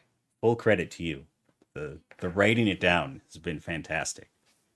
Okay, man. It does put pressure. Are you ready? Mm-hmm. Gunther winning doesn't work for him, brother. Oh. I don't know what Mark put. It went away. Oh, come on. Are you putting Hulk? I think you put Hulk. I put Hogan. I don't know why it's yeah. It's flipping all crazy. So did you also put, is that Hogan? I put Hogan. Cutting a promo? Gunther winning doesn't work for him, brother. Ugh. Hulk Hogan. I didn't want to pick Hogan. You disgust me. Like, Bray's in the same category as Eddie. I was actually going to pick Bray over Gunther. But so Gunther, like you said, I think we've yet to see. So Bray and Gunther are very much in the same category. You've yet to see the best of them. Mm-hmm. Bray because unfortunately he was taken too early from us, and Gunther because we simply have not seen. Like I think there's way more stuff for him to do. Yeah. And He's Hogan, only 37. yeah, that's what I'm saying. And Hogan like is, I hate him. I fucking hate him. But like, I He's a pretty can't big piece of shit. deny like the importance of him to wrestling. It doesn't work for him, brother. Ugh, I feel sick. You should. I'm pretty sure Hogan's not lasting much longer. All three Money in the Bank cash I don't know. were fails. I don't know. I thought for sure Gunther would have gone over there. So I threw in Bray just to give it another shot. Who do you think was going to pick Gunther? Literally anyone. I did not think Hogan would get 2 votes. I didn't think he'd get a vote, let alone 2 votes. If I would have cashed it up with Brock here, I would have chosen Brock, 100%. Damn it! I was gonna do Brock on this one. 100%. I blew my load. Damn it! Because I love Gunther and I love his potential, but I think it's too early to have him advance further. But Brock has the resume and was the attraction that you could make the argument that he deserved to be there, and equal piece of shit. So you don't have to go with the moral compass on that one either. And he literally murdered Hulk Hogan, which was kind of funny to watch. Yeah, so would have worked. One of my favorite things I've ever seen is when Brock interrupts Hogan's like celebration. He's like, "Party's over, Grandpa."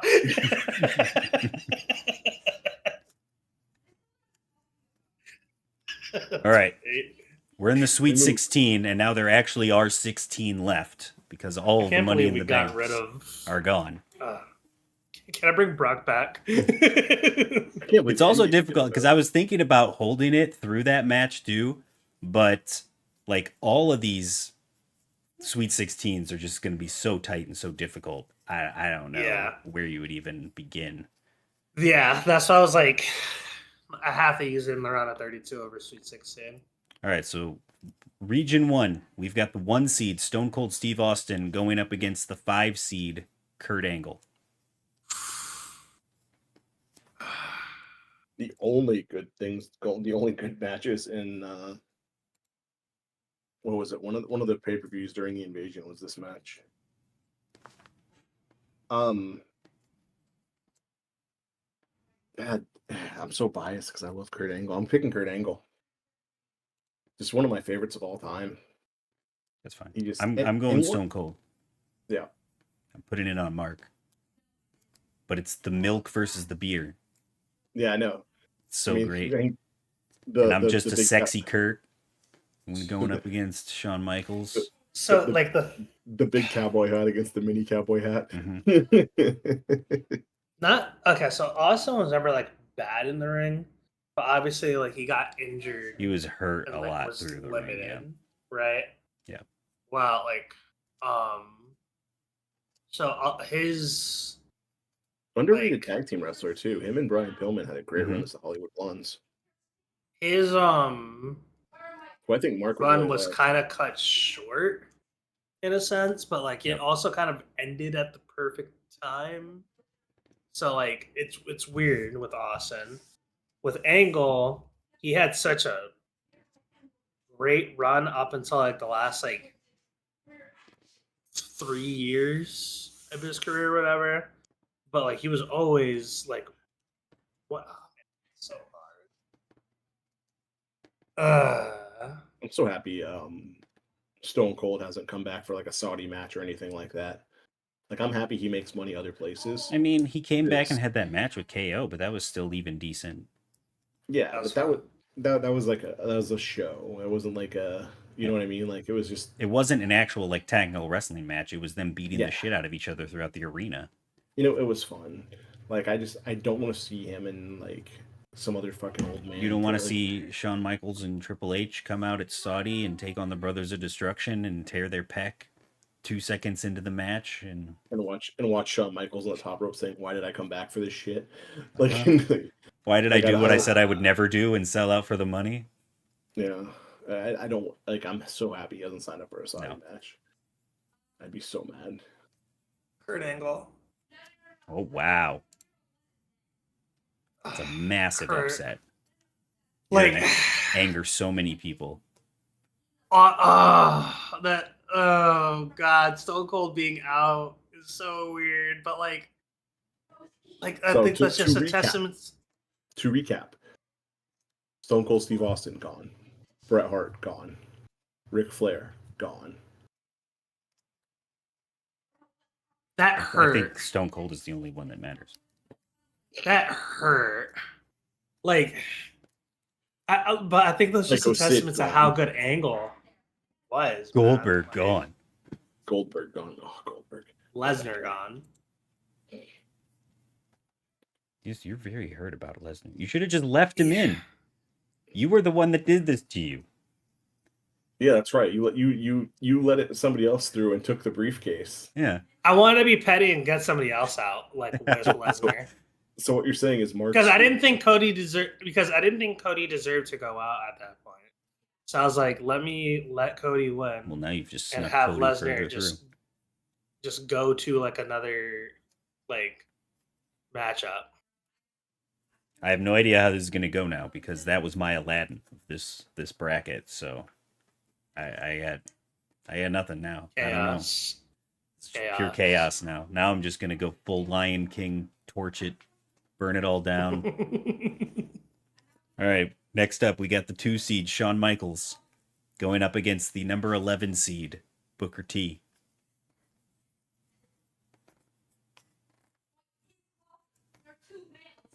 I know what you want to do, Duck. I can see it on your face. I just enjoy him. I enjoy him so much. I love Booker. I'm gonna go Shawn. I love Booker T. I'm sorry, I'm going Booker T again. Are you really gonna burn it down, Steve? And how's your chance? No, I'm going Shawn Michaels. I love Booker T. Don't get me wrong, but arguably the most underrated wrestler of all time, Booker T. He's always been good and always been a solid on the mic and in the ring, and still was never given enough credit. Even being a 6-time world champion. I like Booker. I think Booker had a good run. Booker had a great run. Love Booker. Booker, you're so entertaining. People forget about Harlem Heat, and how good he was in that as well. He had a great WCW run. Only won 1 world title in WWE, but is still remembered for his WWE run as well. King Booker, in 2006, in the twilight of his career. Yeah, he took a vacation in TNA, and he even admitted it that going to TNA was taking a vacation. Because you only had to record for 1 weekend out of a month, and then they pay you a boatload of money, and then you just didn't show up again for 3 weeks. It was good for you, Booker. Good for you for being honest.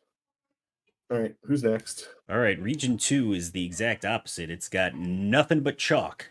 All the top seeds have advanced so far. We got the 1 seed, The Rock, going up against the 4 seed, Randall Keith Orton.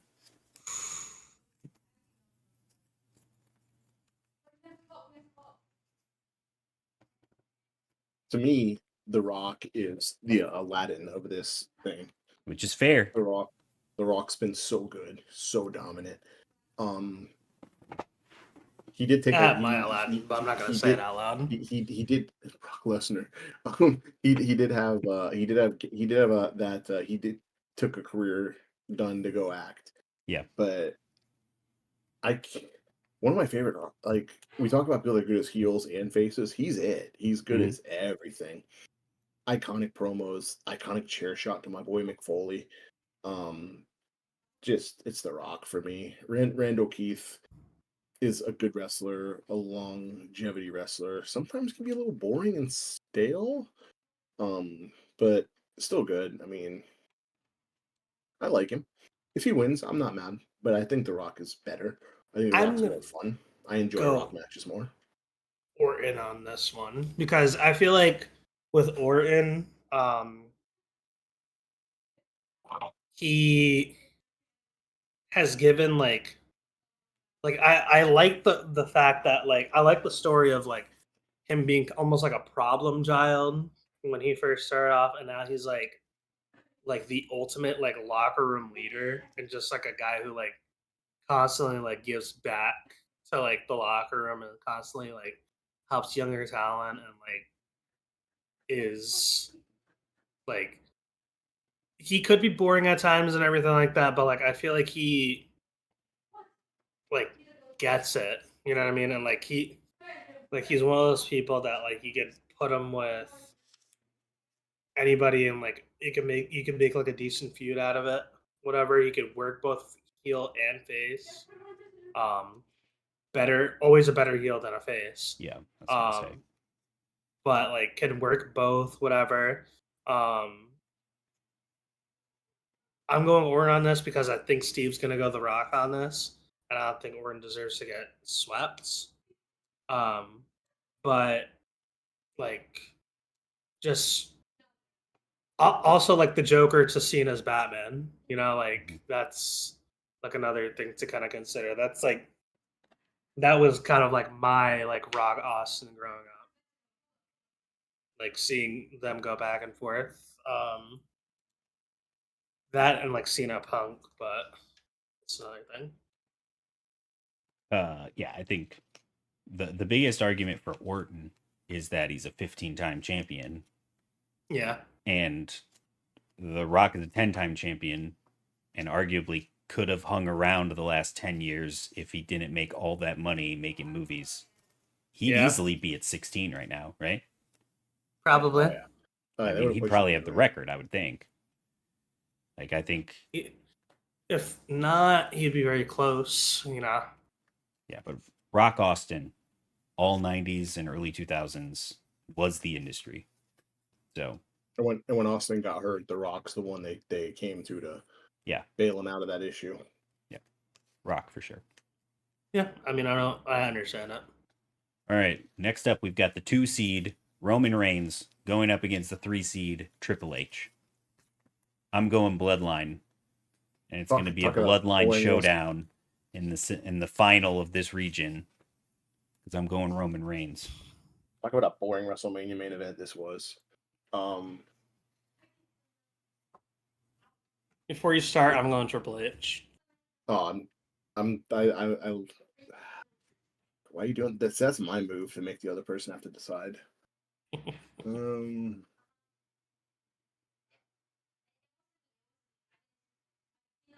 Give me some of that Triple H. It's recency bias for me. I'm going with Roman. I've enjoyed him too much. I've enjoyed him too much the last few years. It's too good. I enjoyed him as the Shield. Triple H just has some of the stuff he did was just really bad. His WrestleMania matches to me, like, has there been anybody to do worse as many WrestleMania matches to have worse of? Like, he has so many WrestleMania matches that are just wet farts. He has like a couple good ones, but that's it. Like the rest of them are just garbage. Up until recently, Roman was kind of in that category too, though. It's like half his matches with Lesnar stunk. I think the biggest issue for Roman was always that they wanted to push him as the babyface. Yeah. And he always has been better as a heel, and they refused to let him do it, they being Vince. And when he finally did it, that's when he got over and exploded. But I'll say this though, like he's a better heel than a face.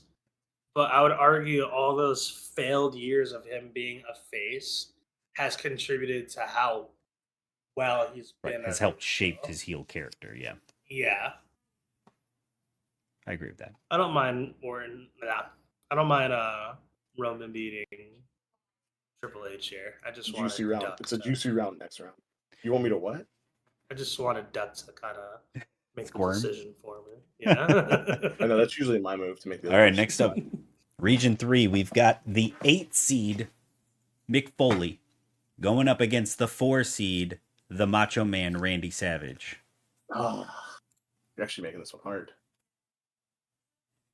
I've already made my stance on Foley clear. That's right. And so have I, Man on this. which is why I'm going Mick, and we're putting it on Duck. See, you jump in early, Duck, and then you don't get to be the one who has the pressure put on you to make the decision.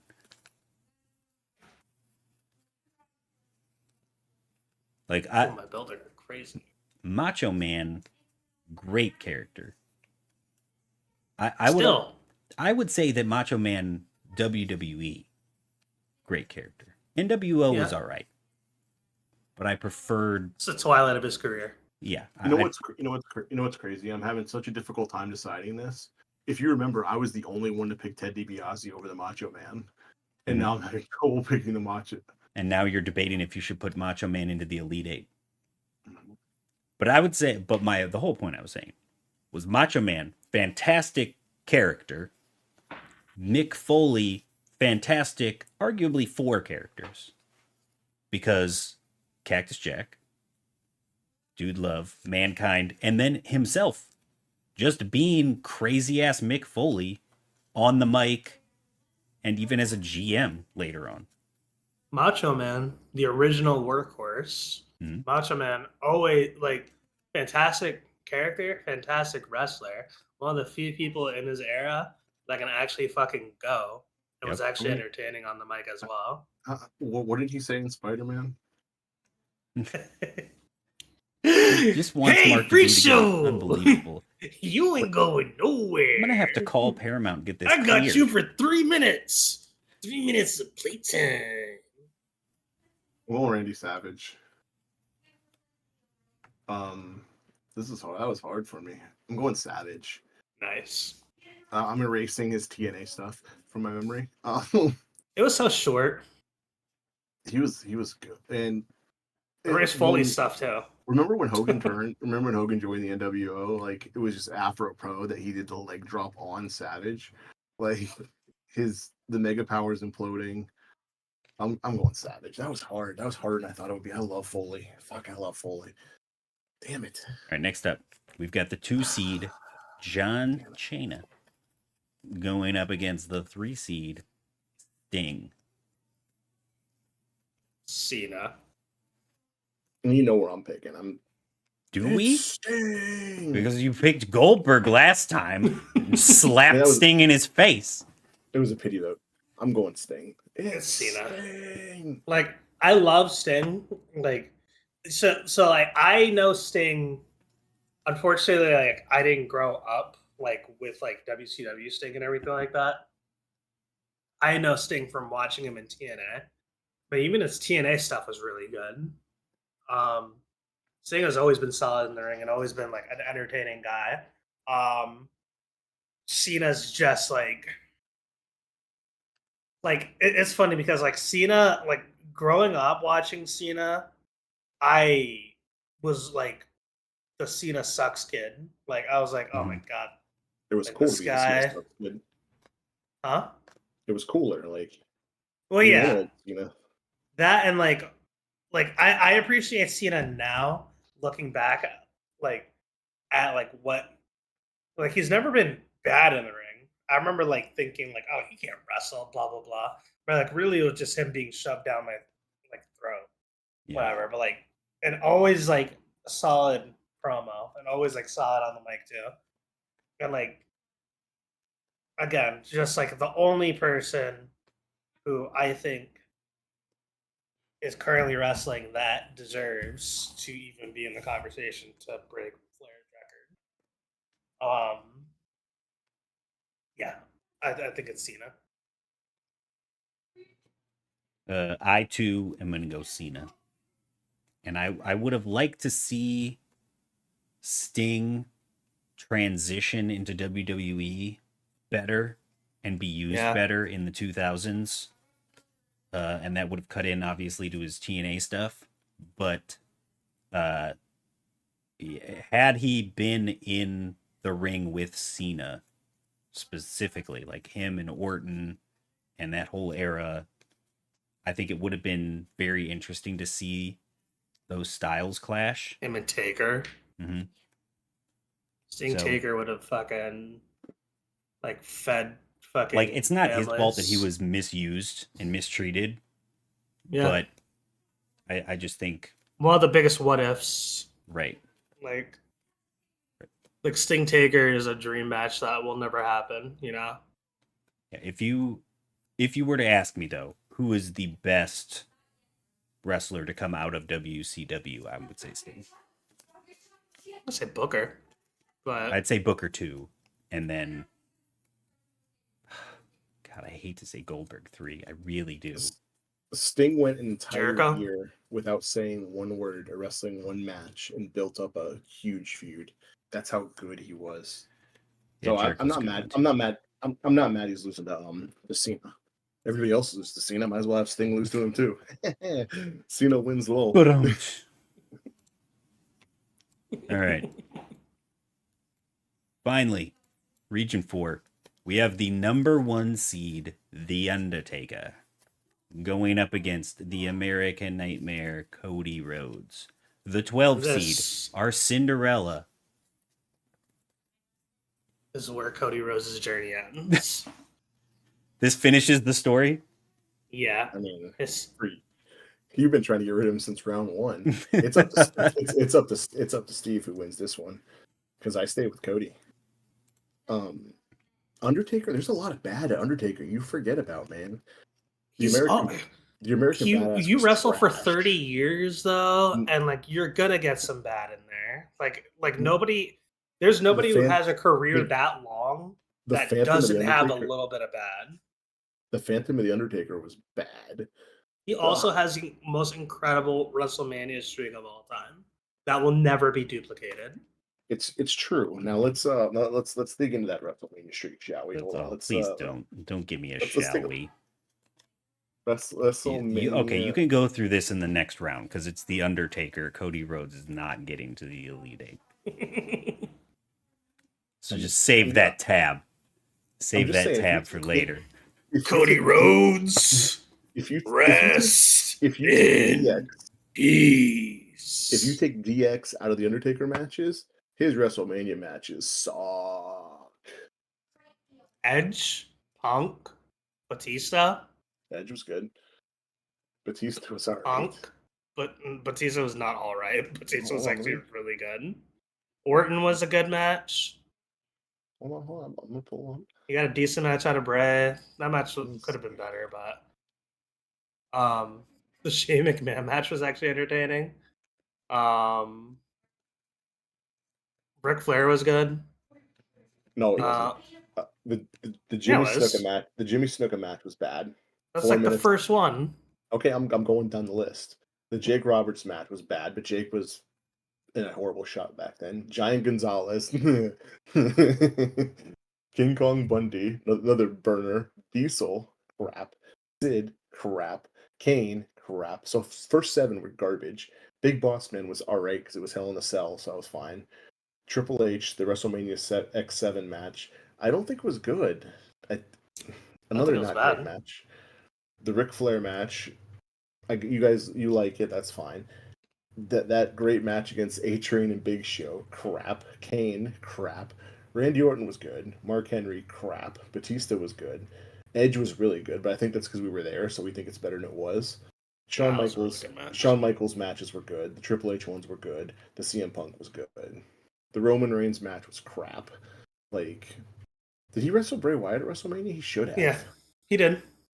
Yeah, I don't think it was great, if I remember right. But I don't remember that. It was decent. So yeah, it's the streak is kind of meh. Okay, but it's the fact that it happened like that. And the streak is just one of many things. Yeah, the streak became an entity. They didn't really realize how big the streak was until he was 10-0. Mm-hmm. So it's one of those things where it was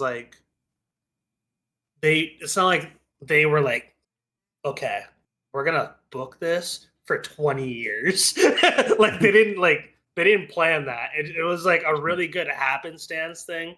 Did you know they were Giant Gonzalez twice in 1 year? Could you imagine getting that great match twice? Okay, anyways, Undertaker moves on. Twice in a lifetime.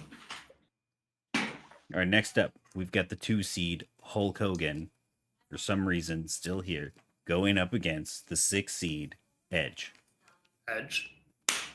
I think this is a fun place for him to get out. I think Edge has a resume. I think Edge has, like, it feels weird. Like, hear me out. Let me cook. Edge has the resume. Edge has the world title reigns. Edge has longevity. Edge has the in-ring acumen. Yeah, who are you trying to talk into this? I don't understand.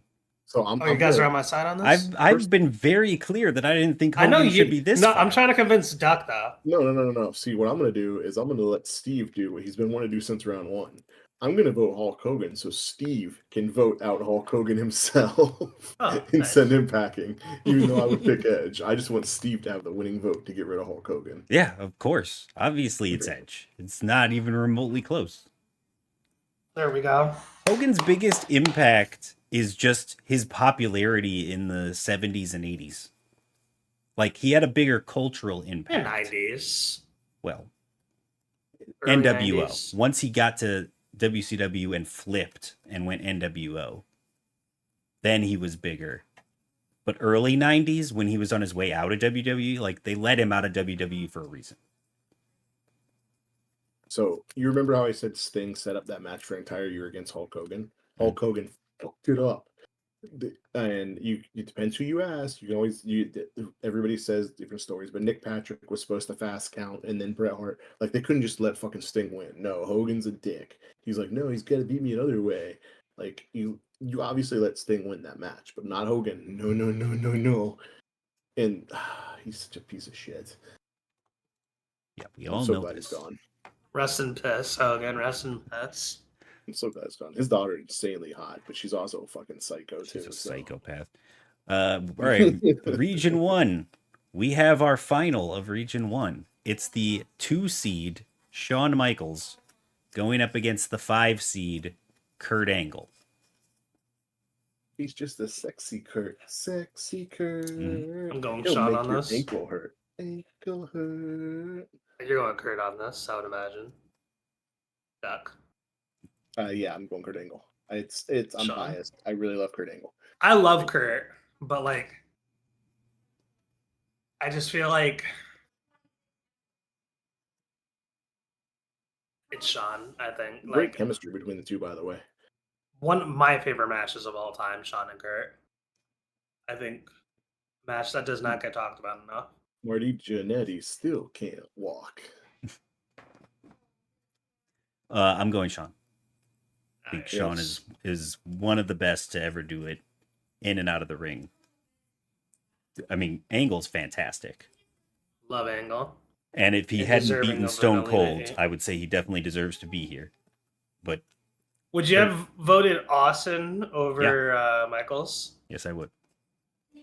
He'd be in my final four. Would you have gone on that, Duck? If it was Austin against Michaels instead of Kurt. I don't have to make that decision. I'm pretty happy about that. Oh, okay, so you'll take it to the grave? Perfect. Just first name. Make the decision. First name. I love them. They're both so good. So good. Well, I'm a chicken shit and I don't have to make the decision, so I'm happy. Baby. So I refuse, and you can't make me. Na na na na. Boo boo. You can't make me. I don't think I will.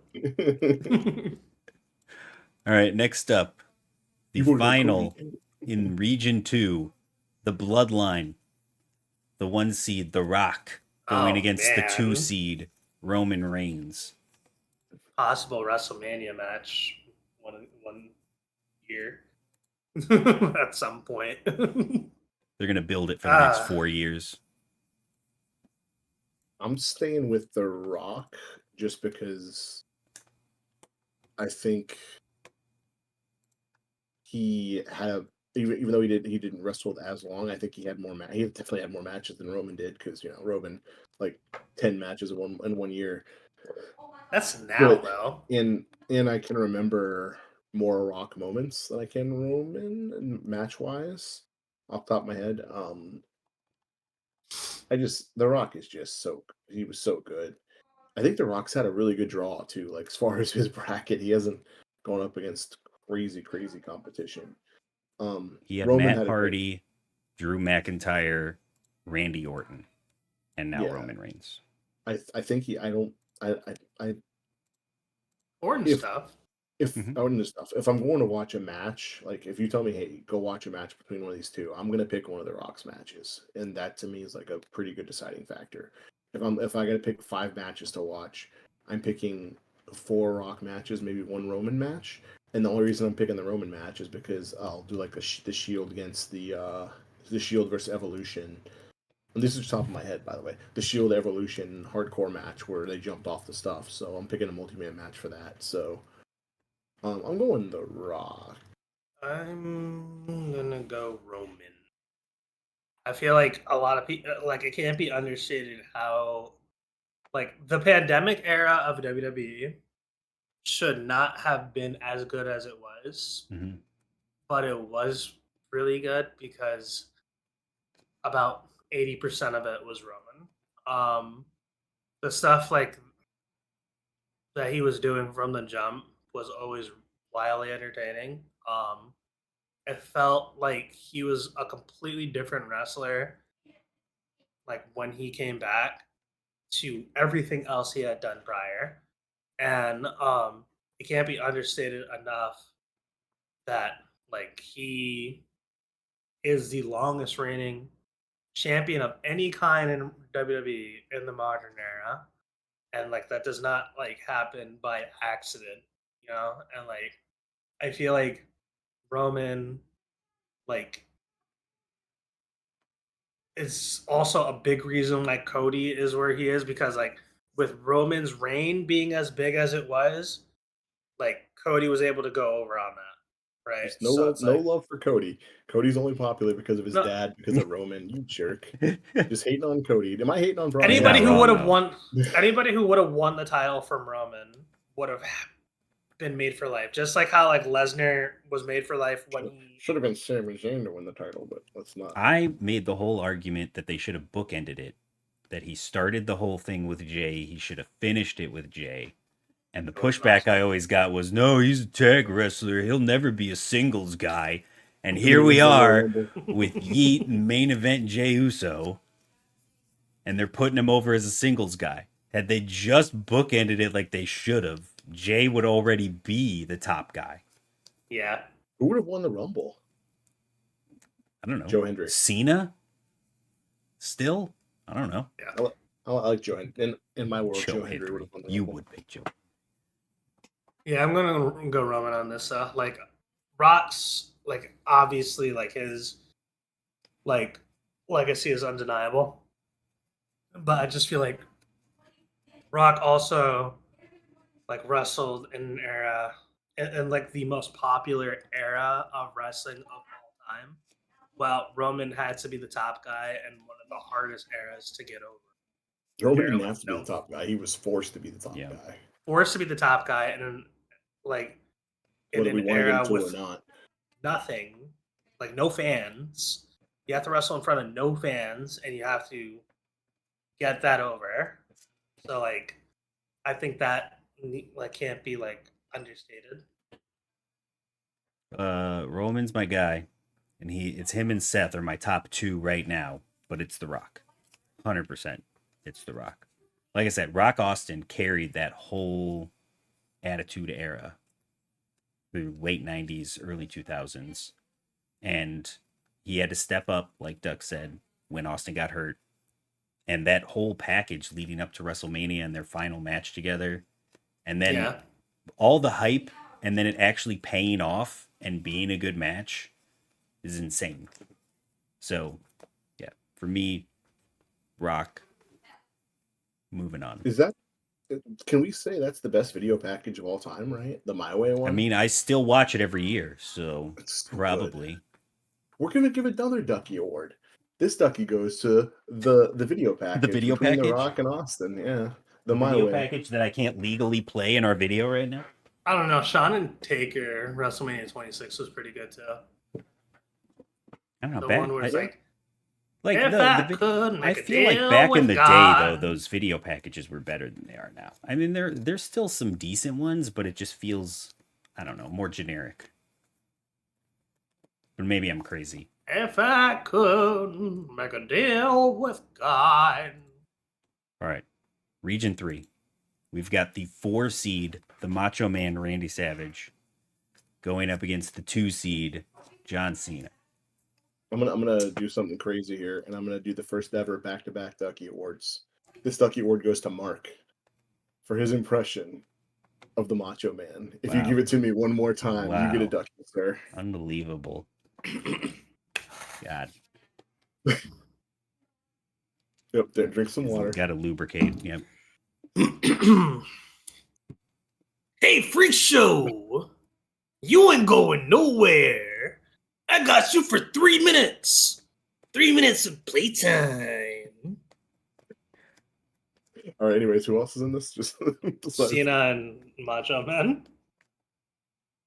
It's Cena for me.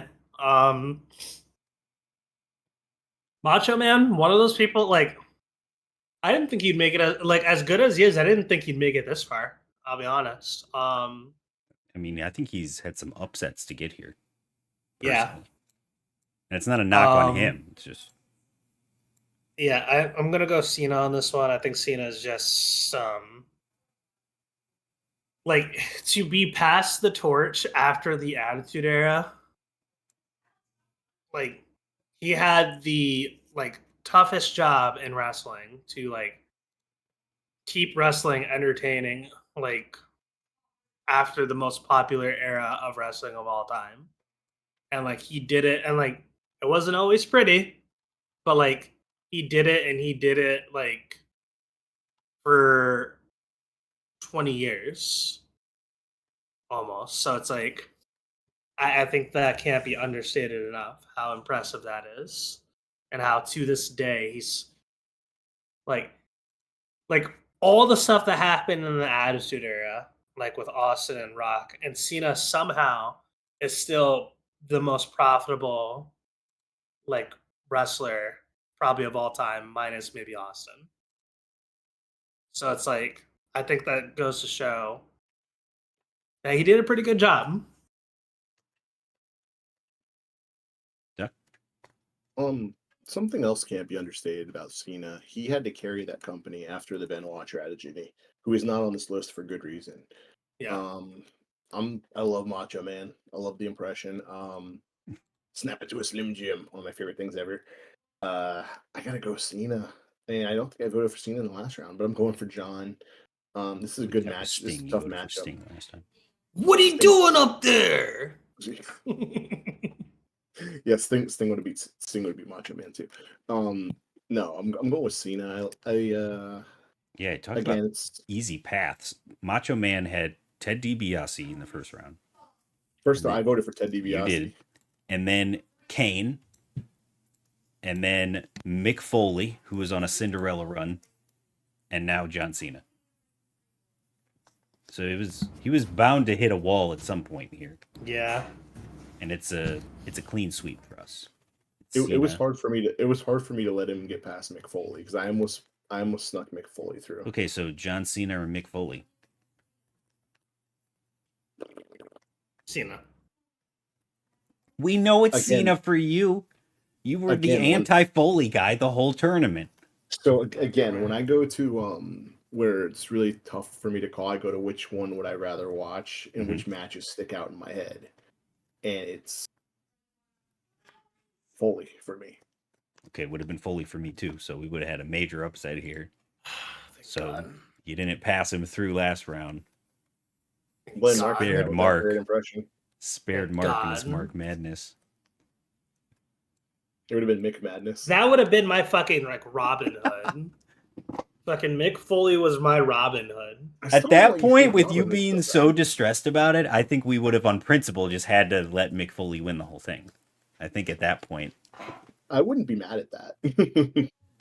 Like I can honestly. Mark Madness would be canceled. He's not just one character; he's 4 in one package, and they're all good. And he's a hell of a writer too. Exactly. All right. Great Santa Claus. The final. That's right. In the Elite Eight, we've got the 1 seed, The Undertaker, going up against the 6 seed, Edge. WrestleMania 24 rematch. I'm going Undertaker on this. Love Edge. But like I just think Taker is one of those people that like Taker's rivalry catapulted Edge like to the next level, right? What do you got to say? No, he was in the next level before the Undertaker. Edge's rivalry with Cena was big, but his rivalry with Foley was big. If anything, Edge's rivalry. If anything, the Undertaker shoved Edge down the card. Edge's biggest rivalry was with the Undertaker. Are you kidding me? No, it's John Cena. No. 90 times. Undertaker and Edge feuded for like a fucking year. Edge cashed in on Taker in May of 2007, and they fought at Mania in April of 2008, and then continued to feud after that until like SummerSlam of 2008. That is by far Edge's biggest rival is the Undertaker. There's a reason why, like Edge was asked if he wanted to end the streak. Like there's a reason for that because their rivalry was huge, and like Edge would have benefited from that, and Edge benefited anyway. Yep. Like Edge, come on now, his rivalry with Cena was huge, but it was from like Royal Rumble of 06 to like the end of 06, like if that, like according to Bleacher Report, which is the first one I pulled up, his rivalry with Undertaker is the number 4 rivalry in his rivalry with Christian. His rivalry with Christian and the Hardy Boys and the Dudleys was his number 3 rivalry. Okay, I'm talking singles. Okay, his number 2 rivalry was a guy that was eliminated early on who you stole his facts from, Matt Hardy. I mean, kind of a real life rivalry. You know, he stole his girlfriend. That's cheating. It is cheating. That's what happened. Yeah. Very fair. His number 1 rival, Mr. John Cena. He cost John Cena the world title in a match he wasn't even in with that Spirit one night stand. Love one night stands, by the way. They were so good. I'm not saying it wasn't a big rivalry. But I just feel like that Cena rivalry put him on the map. That Taker rivalry made him into a mainstay. They feuded for like a year and a half. And if anything, Undertaker buried him. No, Edge beat him in a TLC, and Undertaker was forced to quote unquote retire for like 2 months. Like, again, they asked Edge if he wanted to end the streak at WrestleMania 24, and he chose not to. That's not Undertaker burying Edge. That's like Edge saying, nah, it's fine. But like Edge got so much equity from that feud. Edge lost the title to The Undertaker. He lost the rematch in Extreme Rules. Vicky Guerrero stripped The Undertaker the title, and they met again in Judgment Day. And it was a double count out, so Vicky Guerrero didn't let The Undertaker have the title again. One night stand, TLC. Go ahead. One night stand, challenge Undertaker table. As a result, Edge won the title. There we go, but not for long. Of course not. Edge's punishment for his actions against Vicky Guerrero was the Undertaker be reinstated. Edge lost, or would not be battling the World Heavyweight Champion, as Edge lost the title to CM Punk instead because the Undertaker he got cashed in on. Yeah. Undertaker sucks. I'm picking Undertaker, but not because I want to. I can't wait till he's out of this. You did all that just to pick Undertaker and put him through anyway? You're not going to pick Edge. I'm not going to waste my vote. Who are you going to pick? Are you going to pick Edge? No, I'm picking Undertaker. Of course I'm picking Undertaker. We already talked about the fact that it's the greatest gimmick of all time. Okay, so but like, who do you agree with as far as Edge's greatest rival? Taker Edge himself said it was either the Undertaker or Cena. Okay. Those were the two that he worked the hardest on and felt were his biggest rivals in his time as a singles competitor. But Edge himself also said Cope was a good name, so there we are. He said he wanted to wrestle as Adam Copeland his whole career, and they made him be Edge, is what he said. And then he came back as Adam Copeland, and they didn't like it because there was too many Adams. All right. Yes. We have our final four. Can't wait till he gets knocked off by anybody. We'll see about that. Because in our first matchup, I will not be proud of an Undertaker. In the final four, we have Shawn Michaels going up against The Undertaker. I mean, you know I'm picking Shawn. Isn't that Shawn versus Rock? No, it's Cena 1 versus 4, 2 versus 3. Oh shit! Oh my god, we're getting thrice in a lifetime. Nice. I'm going Shawn Michaels. It's not even close for me. We know it's not close for you. This is like asking Mark how he feels about Mick Foley at this point. Sure. Well documented your feelings. In fairness, I would have picked Kurt Angle over him too. Where do you stand on this, Steve? Do you want me to vote now? I'll vote. This is tough. I'm going Shawn. Okay. I think like Shawn, like as incredible of a career Taker had, Shawn never had a lull. There wasn't a period in time where I was like, oh man, Shawn's kind of boring. You know what I mean? Like Shawn was always doing something interesting. While like Taker, like his last like decade was kind of like spotty. And I was like I just wish like he would have hung it up a little bit sooner. Like when he left his shoes in the ring after the Roman Reigns match. Yeah, like something like that. But like while with Shawn, like other than the Saudi match, because we don't talk about that, he had the perfect ending to his career. Like wrestling Taker at Mania, like in the rematch. Like always an entertaining character, always an entertaining performer. Still like we want to talk about people giving back to the business, like Dusty, like still like giving back to the business in NXT to this day. And I think is a big reason why NXT is kind of cooking again. Yeah, I think Joe Hendry. Oh, sorry. I'm gonna go with Undertaker, just so it's not a sweep. But had it been a tie, I would have gone Shawn. I felt the correct answer here is 2-1 Shawn. But again, Undertaker, greatest gimmick of all time. Yeah. Now, he sullied it a little bit with American Badass. But other than that we don't talk about, greatest gimmick of all time. Like Red Booger or something like that? I don't some know. bullshit. And you said Booger Red. What the fuck was that about? JR had a horrible... Top to bottom, Shawn. On the mic, in the ring. Difficult to beat. Yeah. Other side, we've got The Rock against John Cena. Thrice in a lifetime. You know how pissed off CM Punk is right now? That should be me in the main event. So again, for me, this is a fairly easy one. The Rock carried that era, and The Rock did not sell his soul to John Cena. It's the other way around. Okay.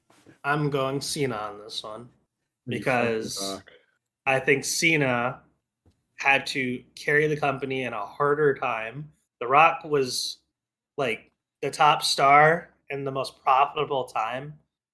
Yes, but like it's also one of those things where it's like he had stone fucking cold to feed off of. Like who is arguably the most popular wrestler of all time.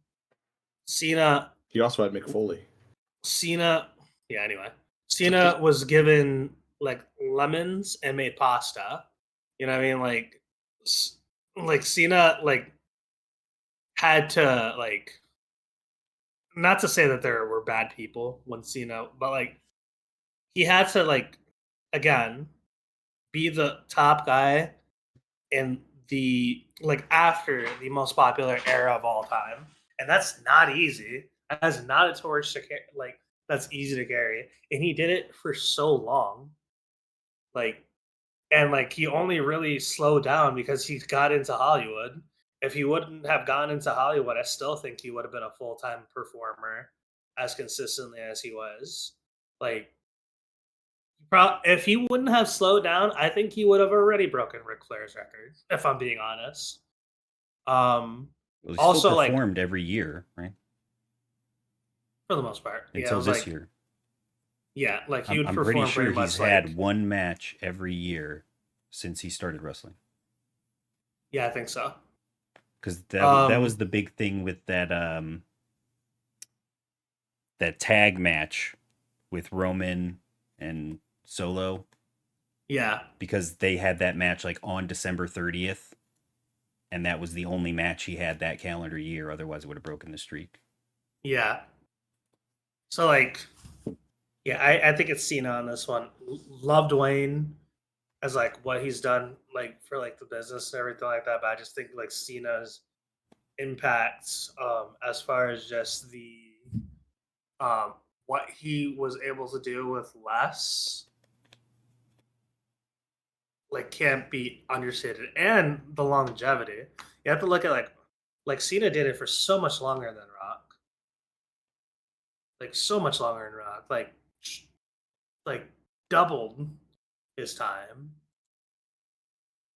Is that full time, or are you just talking about in general? In general. Well, in general, when did Rock debut? Because he kept coming back. 96.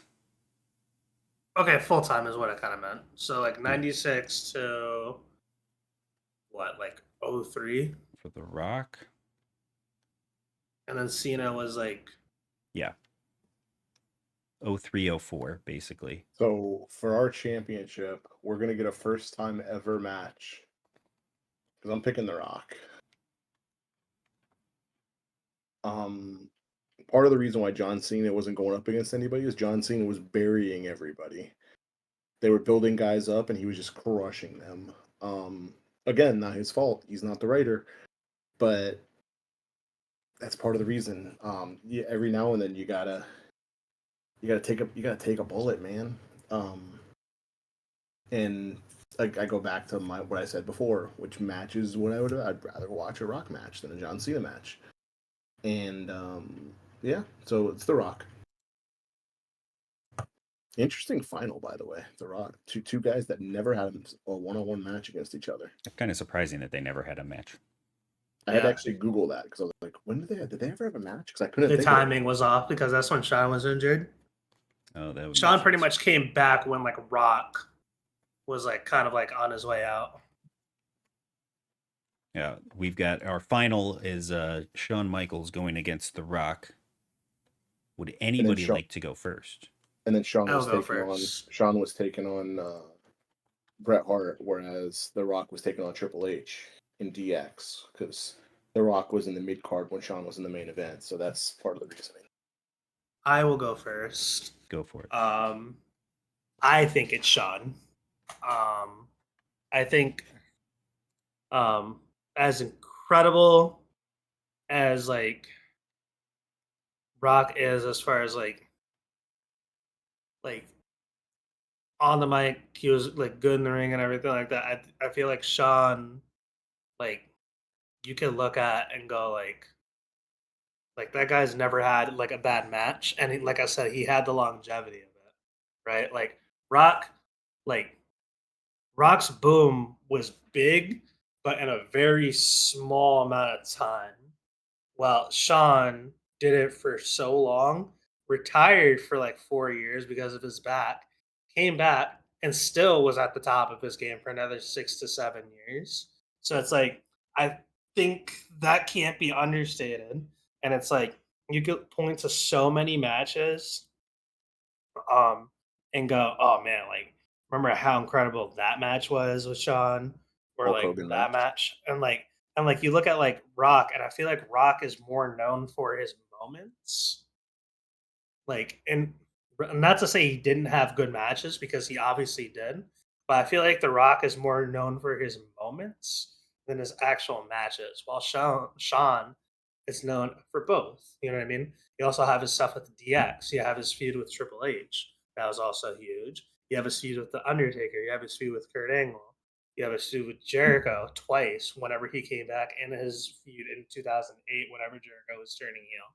Firing You have so Flair. many, yeah, you have retiring Flair. There's so many different points in history that you could point at and go, wow, like even his like match like against Cena at like WrestleMania 23 was awesome. He had one of the greatest matches of all time on Monday Night Raw when he beat Cena in an hour on Raw. Like it's like I think like it's hard to understate just how good Shawn was for how long, and like how much he still continues to give back to this day. So I'm going Shawn. Yep.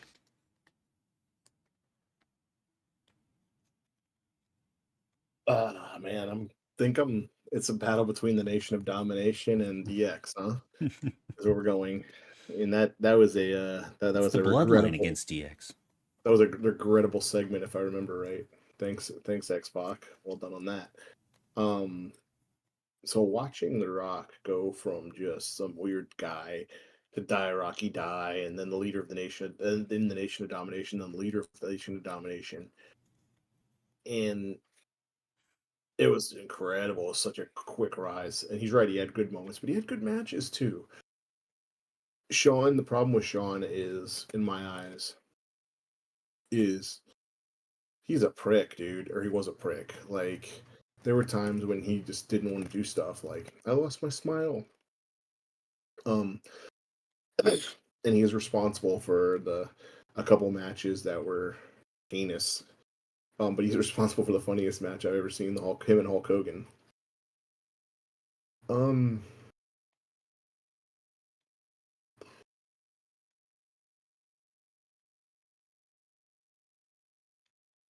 I'm gonna go Shawn Michaels. An overall better performer. Not as good on the mic, not nearly as good on the mic, not as charismatic, but Super charismatic. What do you mean? very very charismatic. Not as charismatic as The Rock is, obviously, Fair. but still very charismatic. Um, yeah, I'm gonna go with Shawn Michaels. He's just a sexy boy. I would have went with Kurt Angle over everybody too, though. But um, Sha- Shawn Michaels was a he was so good. I don't care that what he does with his contributions aside. The Rock opened the doors for people to get into acting, so that was pretty huge too. I mean, so he's opening doors as well. But as far as the wrestling career goes, I'm gonna go with Shawn Michaels, Michael Hickenbacken. Um, even we haven't even talked about the Rockers. Like he Yeah. was so cool in his Stuff heel with turn. Janetti, yeah. His heel turn, one of the best moments ever. Yep. And one of the innovators of the ladder match. Yep. Yep, I'm going Sean. He made a fucking kick a huge move. I mean, The Rock made a stupid ass elbow drop a huge move. So there we go. They both did stupid stuff, but a fucking kick, guys, a kick. I'm going Sean, and I'm happy about that. I'm okay with that. Where were you going on that one, Steve? I mean, honestly, had it come to me split, I probably would have gone Shawn. I'm gonna vote Rock. I mean, he Yeah. literally gave us SmackDown, Yeah. SmackDown Hotel. They made a whole fucking show out of it from his Video games catchphrase. too. Yeah, smell what he's cooking. Kind like in the lexicon, he is just globally known for his acting and catchphrases, and his cultural impact is maybe bigger than anything he ever did in the ring. Yeah. So I think you can make an easy argument that he's at the level, if not higher than where Hogan was in terms of the entertainment industry. Higher. I mean, he's obviously making more money, but it's a different time than it was before. But I think I'd say critic-wise too, he's done a lot better too. Well, yeah, I mean, like he's known more, but I think he's also better at it. Yeah. But that's a low bar. Hogan was not a great actor. Tropic Thunder, not Tropic Thunder, Thunder in Paradise. Mm-hmm. But yeah, overall impact on wrestling and culture in general, I think Rock certainly had the bigger impact. But talking about just purely the best entertainer, the best superstar, the best wrestler, I think it's Shawn Michaels. So vote for Shawn Rock. Michaels was my Aladdin. But 2-1. Shawn Michaels was my Aladdin. Yeah. There had to be some. Say afterwards. No, it was. I think the Undertaker. No, it was. Aladdin. No, it was a strategic maneuver to get Austin out with Angle. You would. You would. It was strategic. He Lion Kinged Stone Cold, and now I've tasted my own medicine, and it is bitter. Yeah. I got played because he knows. Austin probably would have won. Austin probably should have won the whole thing. I don't know who would have Austin gone up against if he wouldn't have lost the Angle. Well, let's Shawn Michaels. Well, he would have been right up against Shawn Michaels. Yes, it was Austin against Angle, and then Angle went against Michaels. I would have picked him over Shawn. Yeah, me too. No, but so who would have Austin fought in? So it would have been Austin versus. It was Austin Angle in the Sweet 16. In the Elite 8, it would have been Austin Michaels. And then in the Final 4, it would have been Austin Undertaker. And then it would have been Austin. And then it would have been Austin Rock in the final. I think at that point I would have probably went Rock. Yeah, you wouldn't have mattered. I would have picked Austin. Yep, still would have gone Austin. Strategic plan. Yep. Manipulated his own bracket to get who he wanted to the top. Yeah. This is my love of Kurt Angle. Hey. Well, guys. At least Brock Lesnar was nowhere near the top. It's funny, Mr. Rick Rude. Rick Rude better abs than Brock Lesnar. Sure. He had a better mustache, too. Everybody can have a sick mustache like you, Duck. It's your fault. You know, I'm almost willing to have you do the draft as the Macho Man instead of the Old Man. Oh, that's gonna be tough. Really tough. Yeah, at number 1, I'm gonna select. I'm going to select Roman Reigns. Anyways, yeah, that was fun. That was harder than I thought it would be. That was very difficult. Much easier than the Disney movie, though. It didn't painfully hurt me. You don't leave this one with a sour taste in your mouth a little bit. Yeah, I think we picked a pretty good one. Like Sean, I'm comfortable with. Like, leave in the comments something you want us to make a list on. I've had suggestions on Discord. People have sent me suggestions. Leave some comments on YouTube. Let us know what you think. Yeah, we got the women's one. Steve reads them. Mark reads them. Mm-hmm. We got the women's one coming at some point. You already have the bracket for that, Steve? Or yep. Yeah, we have the women's one coming up at some point.